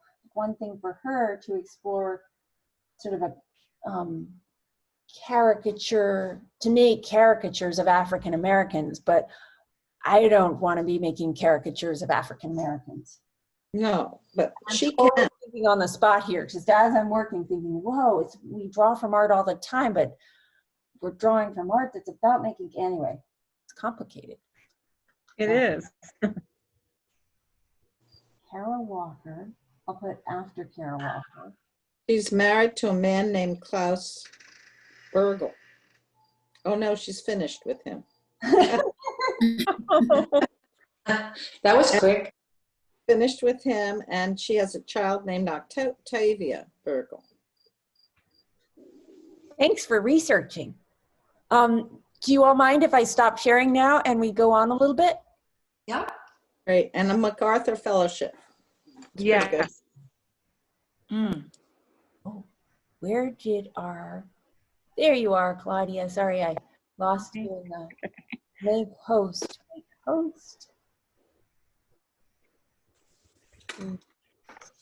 So we're going to switch gears, and I don't know, I think I might let you guess. I'm going to show you a sketchbook.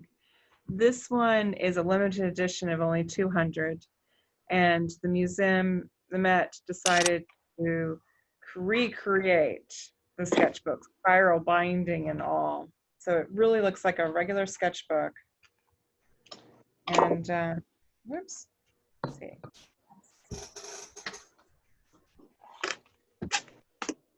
And it's quite big. This is Henry Moore. Yeah, that's what I was just going to say. Looks like Henry Moore May. No, but yeah, I totally get that. You were trying to trick us. No, I wasn't trying to trick you. I just was I looked through this and then was like, who is this? And it sort of blew my mind. This is Jackson Pollock. Wow. Really? No. Wow. Oh my God. Would never have guessed that. No. And so it's full of these classical figures, and then it's full of kind of, it's almost like he made cubey figures and Ah, little line drawings. Yeah. Yeah. Like the Rock'em Sock'em robots. That's what it looks like. Marvel Comics. It looks like Marvel Comics. That's just Yeah, crazy. really a lot. how fascinating. What's the I next like? Oh, okay. So this is 1965, I believe. So his sketchbooks ranged in the early 60s. We've got 3 of them, facsimiles here. Did he ever produce any finished works that seem to derive from this? I'm not that Very familiar. good question. Not that I could probably find. I think this is why the Metropolitan Museum decided to reproduce these.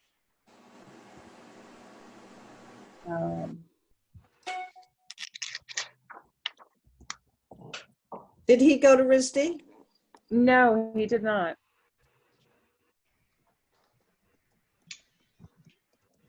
He went to the Art Students League of New York. Okay. He was a New Yorker through and through. I've even gone to the Art Students League of New York for lunch. Terrific. I did, yeah. Holly Flagg goes there.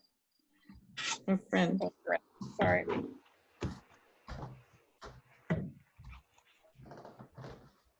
Anybody can go to the New York, the Art Students League. Find his little doodles interesting. Yeah. Mm-hmm. Oh yeah, look at that. I doodle like that, but it doesn't look anything like that. Well, we love your doodles, and I wanted to see the sketchbooks together just so you could, so you could notice that actually your doodles are pretty fantastic. I would never have thought he could paint an arm like that. Yeah. Pollock. I think he got tired of it, and that's why he started splashing everything. Yeah. Well, it's interesting how freeform his splashings are and how sort of rigid and structured some of these sketches are. Yeah, I would never imagine this. It was before he got free, maybe. Yeah. It says that he started doing these things because he was inflected by his entrance into Jungian psychotherapy in 1939. Oh, there's the problem. So it was drawing was a component of his treatment. Oh. Wow. Very interesting. And I remember that he died young in the car accident, but I didn't realize he was 44, which is what it says here. Wow. Really young. Yeah. My first husband's aunt was a really good friend of his in New York. Yeah. And I wish they had saved her letters, but they didn't. Oh. Mm.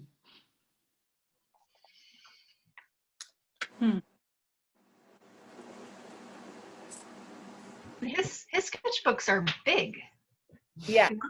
like little pocket size.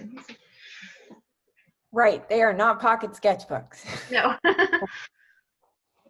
What I like about the one below, in fact, it might even be a good one to draw from at some point, is simply like our eggs, the eggs we were painting right before we came to Yeah. looking to build form and not getting too caught up with detail. Mm-hmm. And then he moves to here. This is a progression of them. Oh, cool. Wow. Oh, look at that. Barbara Rosenbaum would like that. Right. Wow. That reminds me that I do want to make sure, and maybe I said it in an email, like if you know anybody, if you think of people at the club or teachers or friends, let them know about Claudia and Special Collections, because you can go and visit work. Oh, And and one that, thing- very sad. One thing I think of is Pollock was married to Lee Krasner, and I don't have a sketchbook facsimile for Lee Krasner, but like this sort of reminds me of some of her work. Oh. It would be good to have, I wonder if there's sketchbooks by Lee Krasner. This Does one of look my like favorites. therapy. That's This beautiful. is kind of drippy in ways, I guess, but the detail of it is. Hmm?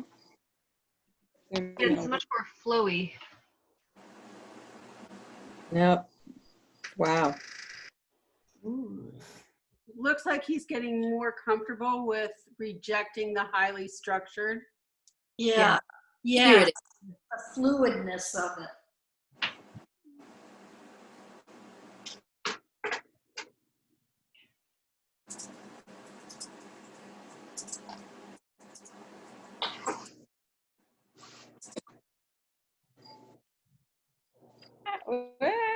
Sorry about that. Come back. Nice ceiling. Yeah, nice feel. Nice. Okay, there we go.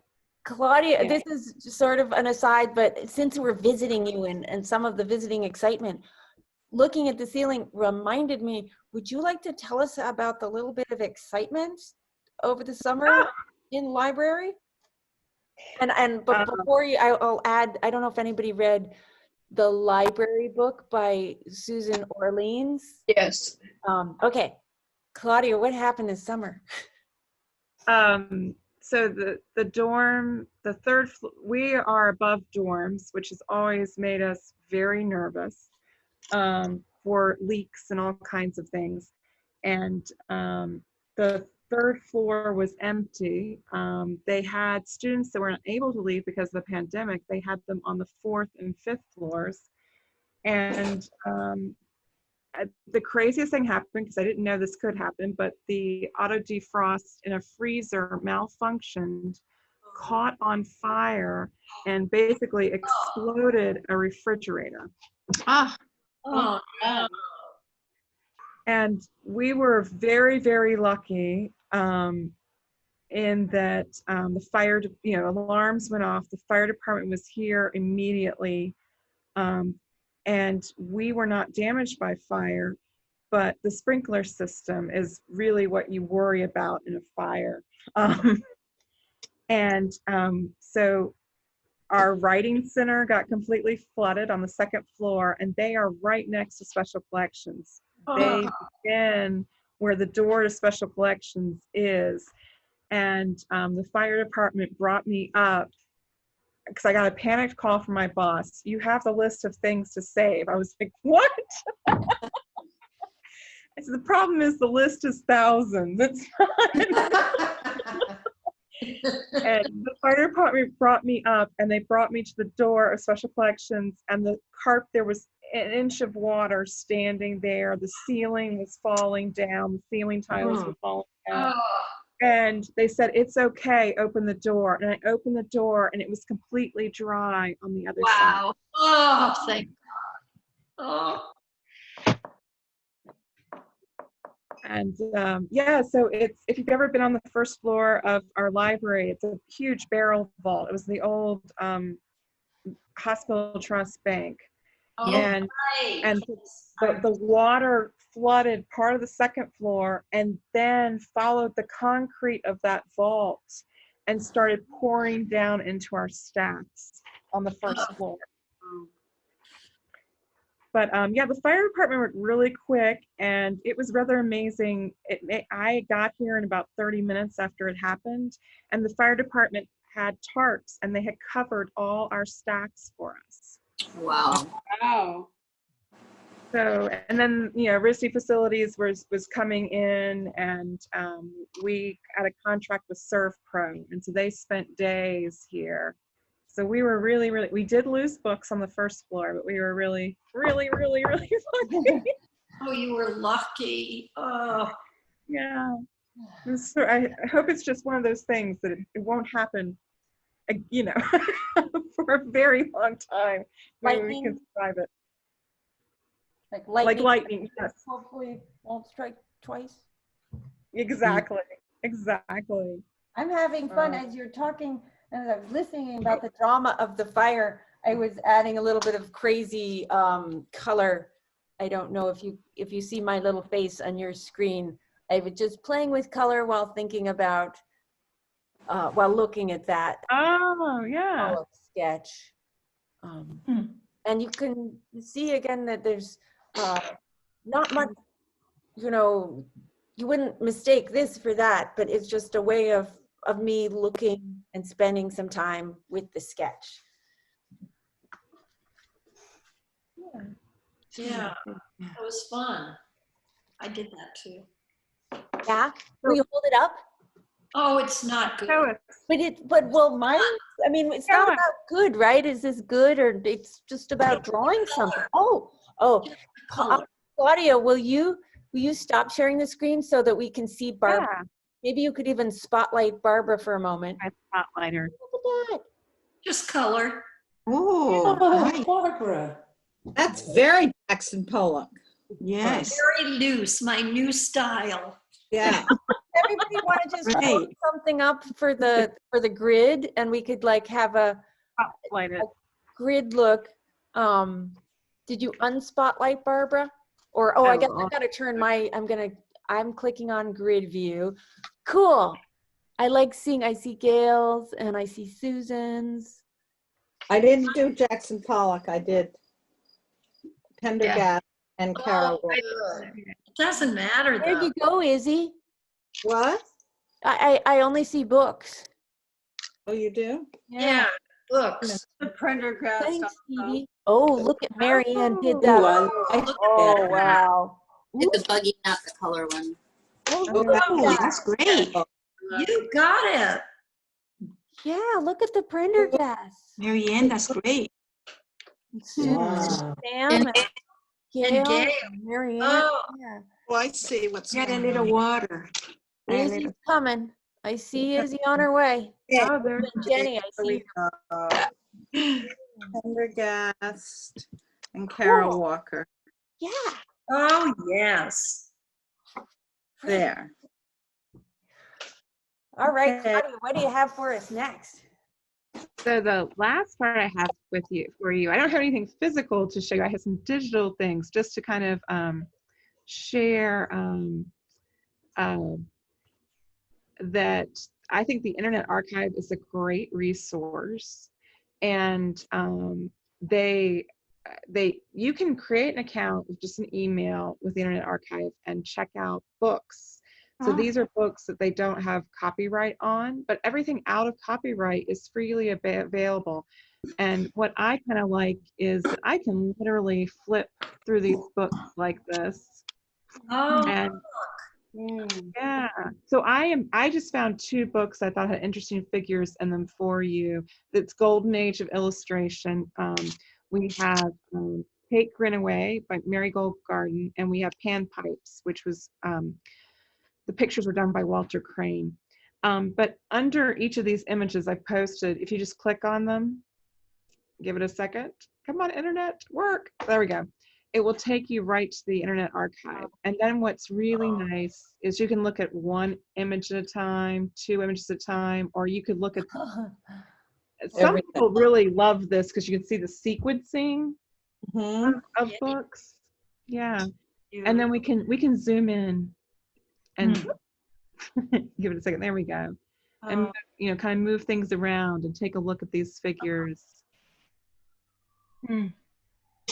Beautiful. Yeah. So so that just that you have the Internet Archive at your fingertips.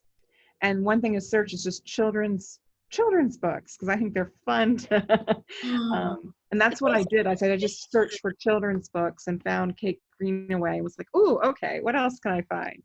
Oh. Like the subtle. Will you say that again, Marianne? You cut out a bit. She kind of has a restricted but very subtle palette. Yeah. Makes it really harmonious. And those faces. I love her faces. Yeah. Very precious. Oh, there's. Oh, did Kate Greenway wrote the book? Did she illustrate it too, or? Yes. Yeah. Did. Okay. Oh, Very talented. look at those hats. Oh, what fun. Yeah. Wow. And so she did a lot of, sometimes she collected poetry and illustrated it and made it into a book, and sometimes she wrote her own. And was quite prolific.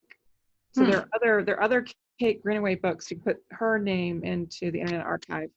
And you see, I'm logged in as myself. So when I find books I like, I can star them, or I can share them. I can email them to somebody else. Yeah. Oh, look at that. Yeah. And if you really, there are ways, like here's the full text PDF. So you could actually download this if you wanted to. So that, let's see, that's, Oh, that's so cool. let's take a look at, oh, and I chose panpipes because I thought it was interesting because we were thinking about sketchbooks and whatnot. Whoops, let me go back to the beginning. I like his end papers. Cool. And he starts out just one color.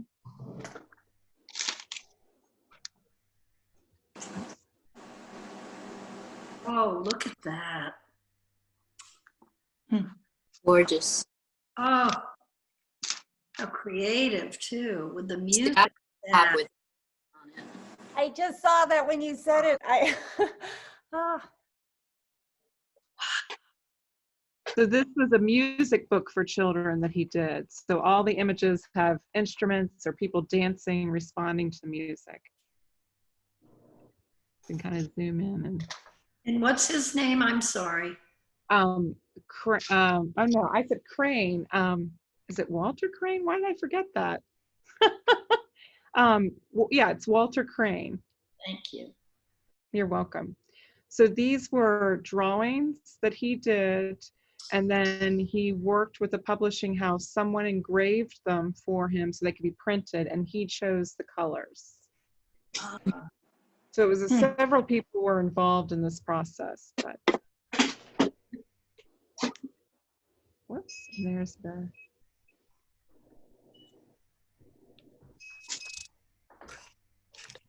So decorative. It's sort of chinoiserie in some of it. Yeah, with the fan shapes. What would you say are the characteristic chinoiserie elements? Or Japanese prints. It's where he started out with the early pictures were very spare, and the crane and the reeds, and now even the lettering here, A Book of Old Songs, is sort of what they kind of used as to look sort of like chinoiserie characters. I don't know, and it just the theme of cranes and reeds. Thanks.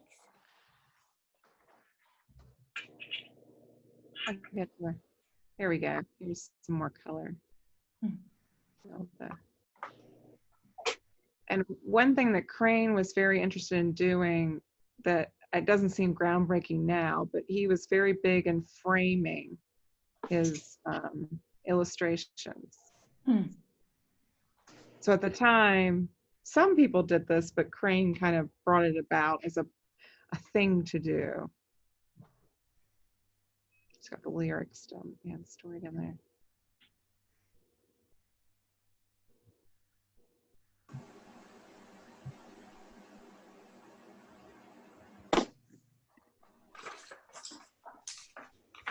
Those are quite the frames. Yeah. Wow. Well, I just thought I would share these two with you that I was kind of struck by their illustrative styles and how they were different. And the Internet Archive can be a wonderful resource for things to sketch or inspiration. I think that later on this morning, we'll even, or with our little bit of time, maybe sketch a couple right from the internet. Yeah, definitely. Can any of us use this? Yes, it is open to all, and you don't have to create an account. I've created an account and I'm logged in because I like to mark my favorite things. Yeah. Down here. Yeah. But you can, anybody can search it. There are some things they have that are within copyright, and that you would have to create an account to check it out, like a real library book. You check out a different. I'm wondering if, so you sent us a link to the page of information for our class. And from that link, oh yeah, okay. Maybe you want to show us how, yeah, do that. Show us how you got there. So everybody has this link. Yeah. And once you're And there.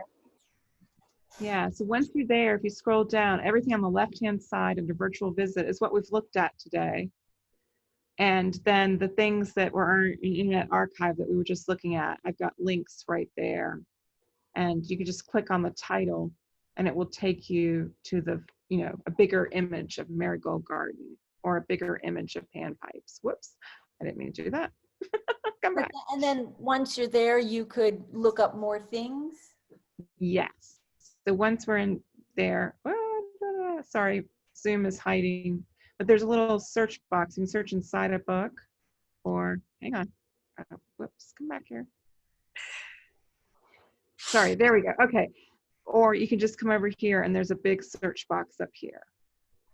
And they have audio files and TV things. They have all kinds of things, but I could just search for more Kate Greenaway, for example. And it pulls up all kinds of Kate Greenaway. Wow, what a resource. Oh my gosh, yeah.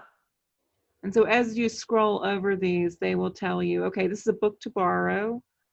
This is from, most of these are libraries like the Getty, Project Gutenberg that have scanned these books and made them possible to, accessible to everybody.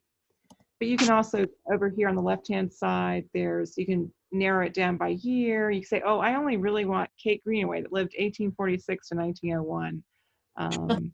You could search for just children's literature. So these are all the ways they've cataloged it, just like a library catalogs things. They really consider themselves to be a library. They're just online. That's wonderful. Yeah.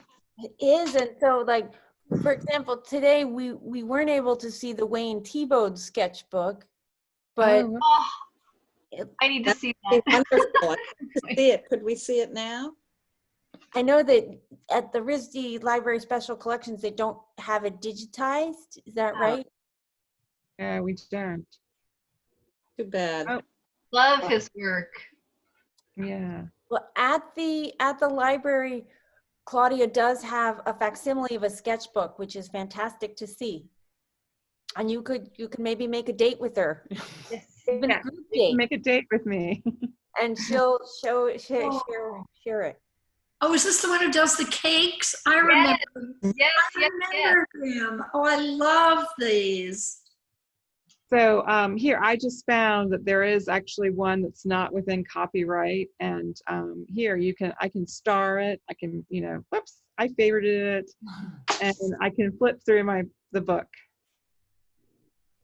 This one doesn't look like it's in color. It's all black and white. Most of his work is in color, but Yeah. you have, at the library, you do have a sketchbook with color, but yeah. Well, are these sketches? It's hard for me to tell, but yeah. So this is actually funny enough. I used to work at the Corcoran, so it's funny. This is the catalog from the Corcoran. Yeah. I used to take classes there when I was a kid. Oh, really? Yeah. Oh my God. Yeah.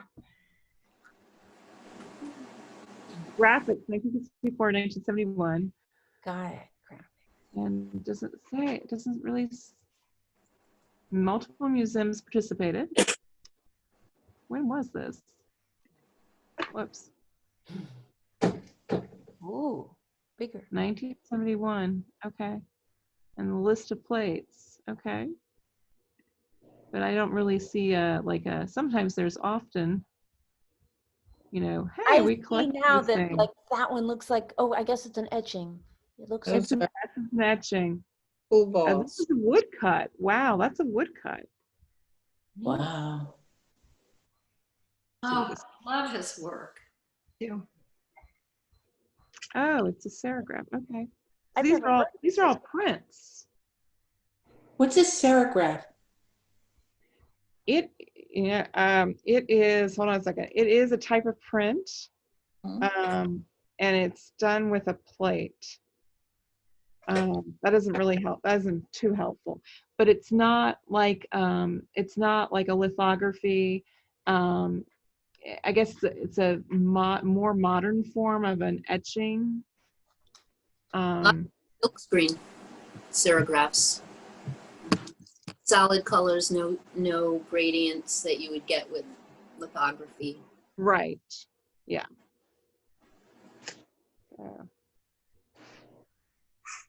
I love that one. Me too. Yeah. So I do have the Wayne Thiebaud book. It isn't digitized, the sketchbook facsimile. And I'm happy to meet with anybody or a group of you again to go over and look at it. Maybe we But could yeah, make another little 30-minute date to look through, or maybe an hour to look through that one all on its I own. love that. Let's do it again. Fun. do it again. Yeah. So let's see, here it is. The Private Drawings, the Artist's Sketchbook. That was done in '87 for Wayne. That's, yeah. Well, so we'll come back for sure, because that Yeah. was fantastic. Thank you so much, Claudia. Yes, thank you. I guess I should ask you to make me the host again so we don't forget during our goodbyes. And I'm putting the URL in the chat too. So. And I will make sure I sent it out to everybody. I think actually even in this morning's email, did I send an email this morning? That there's, yes, I did. So there's a link to our class paper, our classwork that Claudia arranged for us. And if you click on one of the books in that link, then anyway, and you can hopefully from that link request a visit, and we can all request a visit. Can we all thank Claudia for Claudia? Thank you so much. That was so fun. Oh, I have one more put you on the spot question, everybody, but does anybody, right off the top of your head, was there something you found helpful from our whole visit with Claudia being down there in the museum? It's like I got out and got to see things. I loved it. It was a wonderful tour. We didn't know about it. I didn't know about it. Yeah, I thought it was really neat to see the different sketchbooks, the different sizes, how many people like use words and put their thoughts down, how many people are just visual, how some of the sketches are so sketchy, like not sketched in, some look like full paintings, like the Prendergast ones. Just to see that range of how people approach sketching was really fun. Yes, that was great. That was one I of loved it. I want to do it again. Me too. I definitely want to see Wayne Thiebaud's sketchbook. He's one of my all-time favorites. Oh, mine too. I love his cakes. Yes. All right, I'll go on the website and see if there's any dates available for one of our classes, and if there's not dates available during our scheduled classes, then I'll let you guys know, and you can just be extra. Anytime. That'd be great. Try to get in touch with Claudia. Yeah. Fabulous resource. Thank you. Thank you, Thank Claudia. Thank you, It Claudia. was really fun. Everybody take care. Be safe. Bye-bye. Okay. Be safe. Yes. Thank you. No more fires. No. Right. And let's see. I am going to screen share again. And actually, well, yeah, I'm going to screen share. I was thinking about, maybe it was Barbara said, the faces. I like the faces. And I thought I tend to shy away from faces. Favorite. Portrait related or portrait focused. Who's Carol? Who was there? But I thought we could try And of course I like the figures when you can't actually see the faces, but I thought we could try a couple of the faces and the figures together. And so I will go to Marigold Garden and see if we could find some of those sweet faces to show. No, that was the, oh, these pin. Let's see now. How do I make it bigger?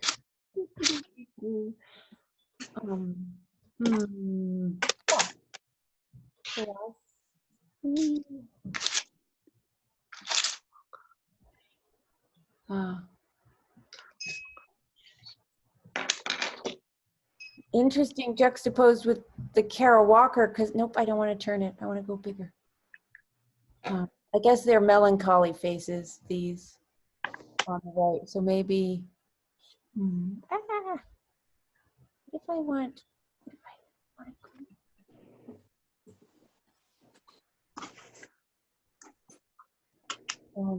oh, and then now I will put up this.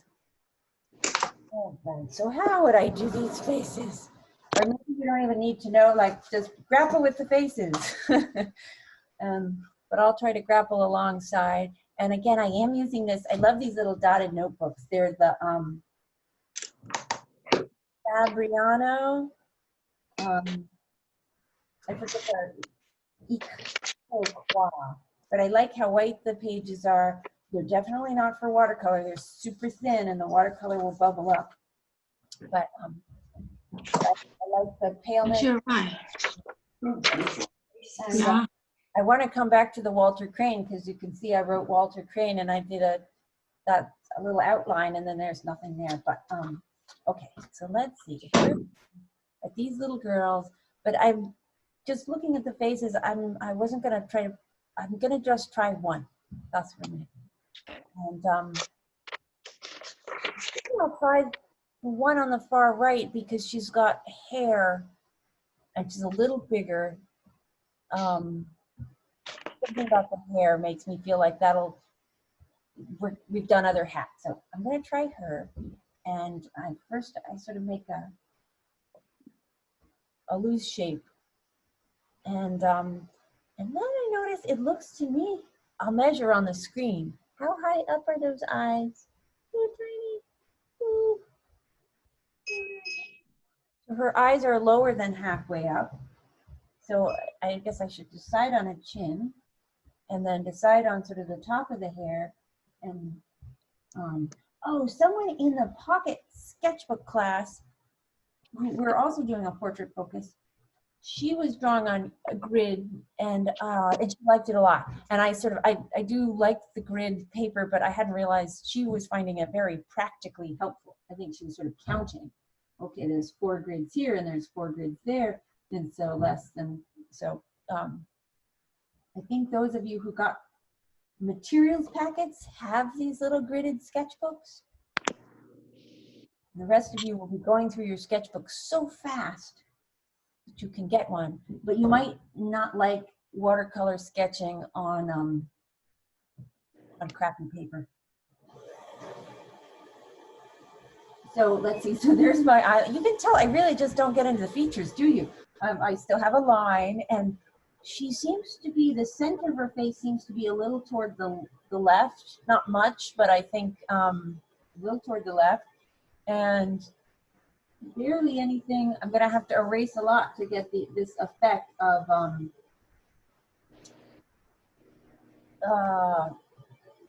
don't know how to describe it, sort of stylized, there's not a lot of line work. That's it, that's what I'm looking for. A little bit of, so the hair, so her eyes are they're less than halfway, and her hair is a big part of the shape. I've got her chin here, and the chin is pointy. End up making it very odd. Well, maybe because it is so pointy. And then I can put in a little bit of neck, a lot of neck in her case. And I'm more comfortable going down to draw the pearls than I am with everything else. And I'll do them. Ooh, and then I like this ruffle, saved by the ruffle on the bodice. There. And then I go back to hair shape.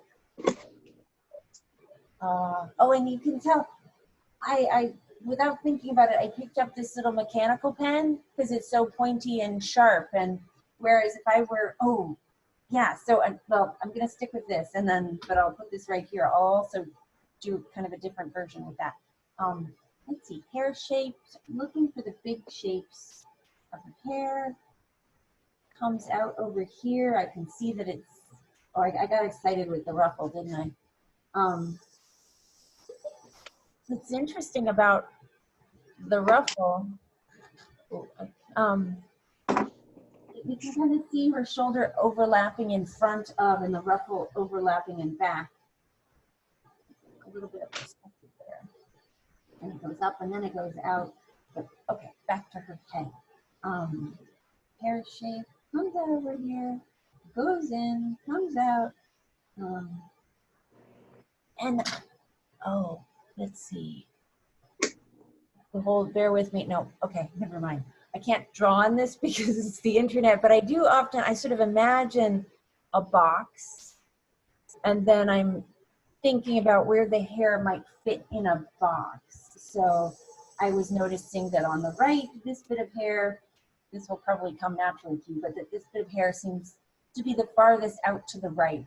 And then over on the left, these two bits of hair, maybe this one comes out farther. I was drawing these imaginary vertical lines to see where things line up. And then it looks like these two pieces of hair are there. I probably made too much of that. Okay, so I've got my hair shape. And now maybe I'll find a little bit more here and here. And it's hard for me to stick with, to not add value. And, I should know how to use the computer, the feature that the website has. Nope, sorry. I want to make it larger for you because I think the beauty of this website is that we can see it very, very large. I want to see it very, very large, but can I move it? Oh, yes, if I do it just right. Yeah, maybe it doesn't let, okay, maybe not. All right. Why not? Why can't I move it? Oh, yes. Okay. Yes. Wow, there you go. Beautiful eyes. Oh, her eyes. I Wow. keep thinking of Barbara, of your word, or your own criticism of yourself, like, does it look cartoony? These are cartoony, and that's okay. They're like my little faces I did. Yeah. See, you weren't so bad. No, not so. And it really was fun to do. But this is really tiny. Oh, I'll put back. Oh no, don't. So how do I want to show you my sketch, but if I show you I don't know how to get, wait, do. Here we go. And then I'll get her back. Oh, oh, sweet.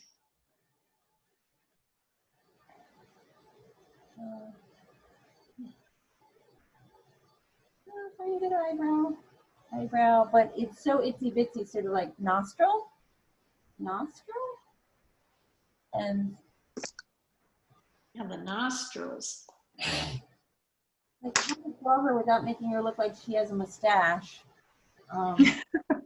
Very pointy little chin. It's like manga drawing. That's what it is. And then of course I didn't get to other stuff, but it's more about, very much about line. But I thought, fun. What interested me, I thought, oh, here's another way. If I were drawing it with this pencil, I might go about it differently and be thinking more about the value and not so much about the line quality.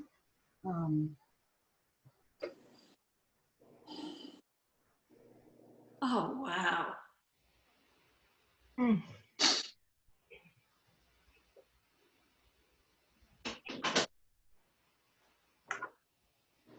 Oh, but I forgot. I mean, we are in watercolor class, so, and there's not much, the color here doesn't so much reveal form, but you could put a little bit of the, oh, maybe we can't buy a little bit of sort of, oh, it's not really yellow ochre. It's more like yellow, yellow, but let's see, a green yellow, because that's what's on my brush.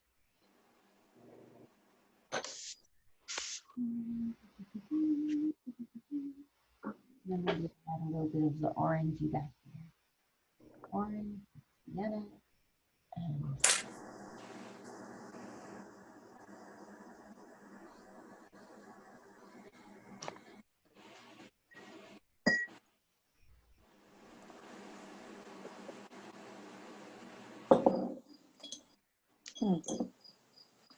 Really need a tiny pencil to do this. yeah, that I realized I picked up this mechanical pencil. Yeah, that would be better.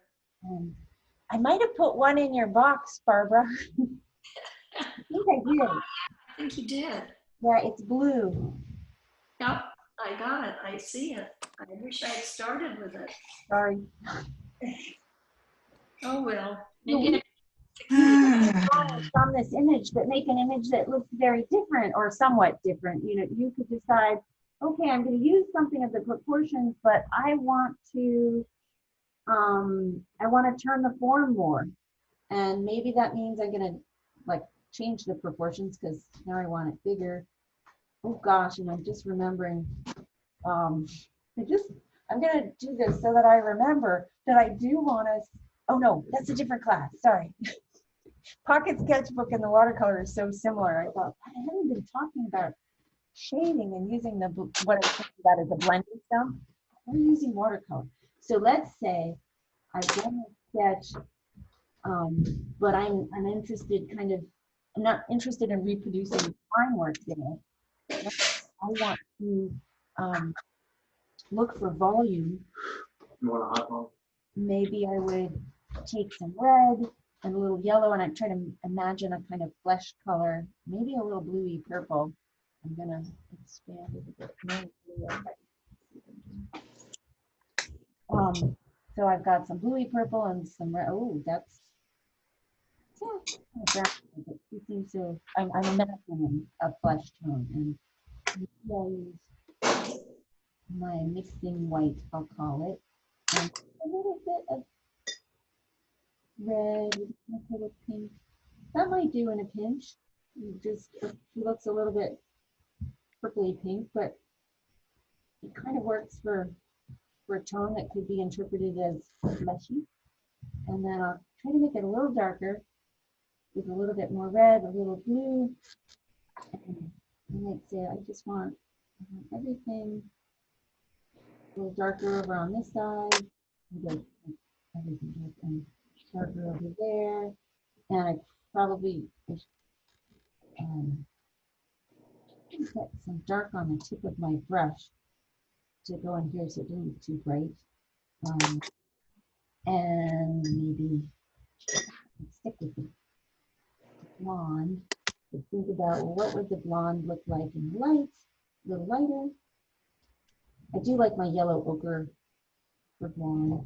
And then maybe I add yellow ochre and a little bit of these sort of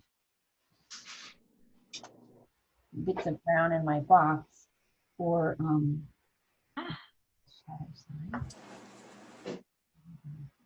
And maybe it would be shadowier behind here too. So you could, this I think becomes a much more interesting drawing in my sketchbook. This is much more interesting than this because I found it difficult to reproduce the fine quality, which is such a compelling part of the thing that we're looking at.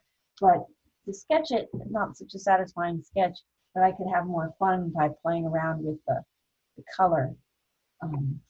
Boy, now I see, I forgot the rest of her neck, which would help us then enjoy the wonderful color. If we make this all a sort of fleshy something, then we could decide that she's wearing a bright pink dress, and we could do the does anybody have any questions you would like kind of illuminated, I'm gonna stop the screen, or actually maybe I shouldn't stop the screen share. Tell me if you would like to look at this longer, or if we have a question.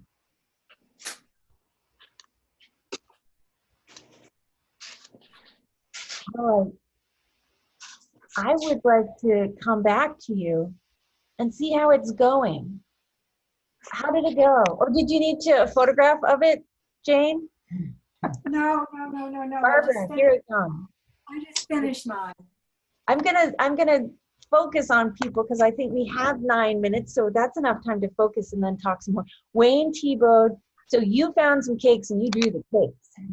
And my donuts and my cupcakes. I love Wayne. And I did the little girl up in the up. That's good. Kate Greenway, poems, images, Wayne T-Bode. All right. Jane, did you get a chance to do anything that you might like to share? I did the girl. They do look like Cupid dolls. Oh, wow. Oh, wow. Beautiful, Jane. I can't believe you did that with your left hand. I know, you're amazing. Great. Amazing. You are awesome. I think you might be better with your left hand than your right. I do. We actually, I can prove you wrong, or not wrong, but I was thinking maybe we can bring sketches from other sketchbooks, like if you wanted to bring a sketch from another class or another time, and if you'd like to share that sometimes, and we could see that you also sketch with your right hand, but those are, I'm babbling, but Izzy, how about you? I did those, but I didn't paint them. Oh, I think that's pretty fun. I didn't get to this guy. This guy didn't get to, but she's good. Yeah. Mm-hmm. And the dresses. Jenny, did you draw something? I tried. I got this little one of the girls at the beginning of the chair, and then I love the third girl on your right. I love her hair, so I just did her hair a little bit. Excellent. Sherry, what about you? I think it's great fun. Yay. Oh, yeah. Oh, you got her expression beautifully. Thank you. Oh, That's yeah. beautiful. Cool. Gail, how about you? I had to work, but I actually know Kate Greenaway pretty well. I have collected her books, and that was one of the illustrators who formed my early art education when I was a kid. You know, I'd copy her stuff all the time, so I totally enjoyed seeing the Kate Greenaway. I actually have the original. So. Oh, wow. Yeah. Oh, that's really neat. So you copied her sketches in way back when, when I was 12, and when I was. Wow. And in fact, I made a number of costumes to the high waist and the big sash, and I was really into her and the hats. Yeah, I loved her. Cool. Yeah. Oh, neat. I like your outfit. It's thank you. Yes. For anybody who likes the Gudrun Schoden, and it's interesting to link from the Kate Greenaway to the Gudrun Schoden, or just clothes. But I have finished my notebook. Okay. Everybody stand up and congratulations. Thank you. Yay. Excellent. Okay. But I love everybody's Kate Greenaways. They're so wonderful. They're so cute. Oh. I didn't know who Kate Greenaway was before. Marianne, how about you? Do you have a sketch to share? Yeah, I wanted to do the kid with the crazy. Oh, that's so neat. Yeah. Beautiful. That's a beautiful sketch. Oh, I like your other sketch too of the. Can you hold it up again? This one here. Oh, yeah. Beautiful. You got that one. Oh, great. I really enjoyed that one, and the one on the wheel, the women on the carriage. Oh yeah, that's good. What my. Sam, how about you? Mine's pretty pale. Oh, it is pale. But I see it. I see it now. Good. Yeah. Beautiful. Very nice. Beautiful eyes. Yeah. Phone caller. Dee Dee, how about you? I did the little guy in the middle too, but I started to notice how the faces were shaped like hearts. Oh, So just Yeah. trying to draw some circle hearty shapes, and I Yeah. didn't capture the youth of the, I'm playing around with where the eyes set, and my pencil's a little dark, and That can be really hard. Like we said, like a dark pencil, like, a light pencil can help, and a really pointy yeah. pencil can help. And I wonder with the eyes, if just you've made the heart and you got really good at that, but add more bigger hair in order to get the youth. That more hair will push the eyes down and may give you the youthful look. Yeah. And, what I think is hard is that she's got those pointy chins, but when you draw a pointy chin, it looks more angular, which makes a person look older. If you could fill out the cheeks, like in Gail's Savoisienne sketch, when she filled out the cheeks, it got younger. So anyway, it's a challenge. But it's also the position of the eyes, just like she said. Right. Lower eyes. Hi, Sue. How did you do? What do you think of all this? What do I think of all of this? I'm having sweet. fun. Nice. Yeah. Well, that's good, Sue. Well, I still have no idea what to do with the watercolor, so I'm just really playing. Oh, great. And I haven't said much about it except what. Okay, that's okay. I'm just winging it and having a good time. Great. And I love the thing at the museum today. That was so splendid. Me too. I'm so glad. I have to go. My outside painter is here. Okay. Good luck with that. And Susan Hanson. Monday. Gone. You probably didn't know that I left, to get the dog, but I came back. Okay.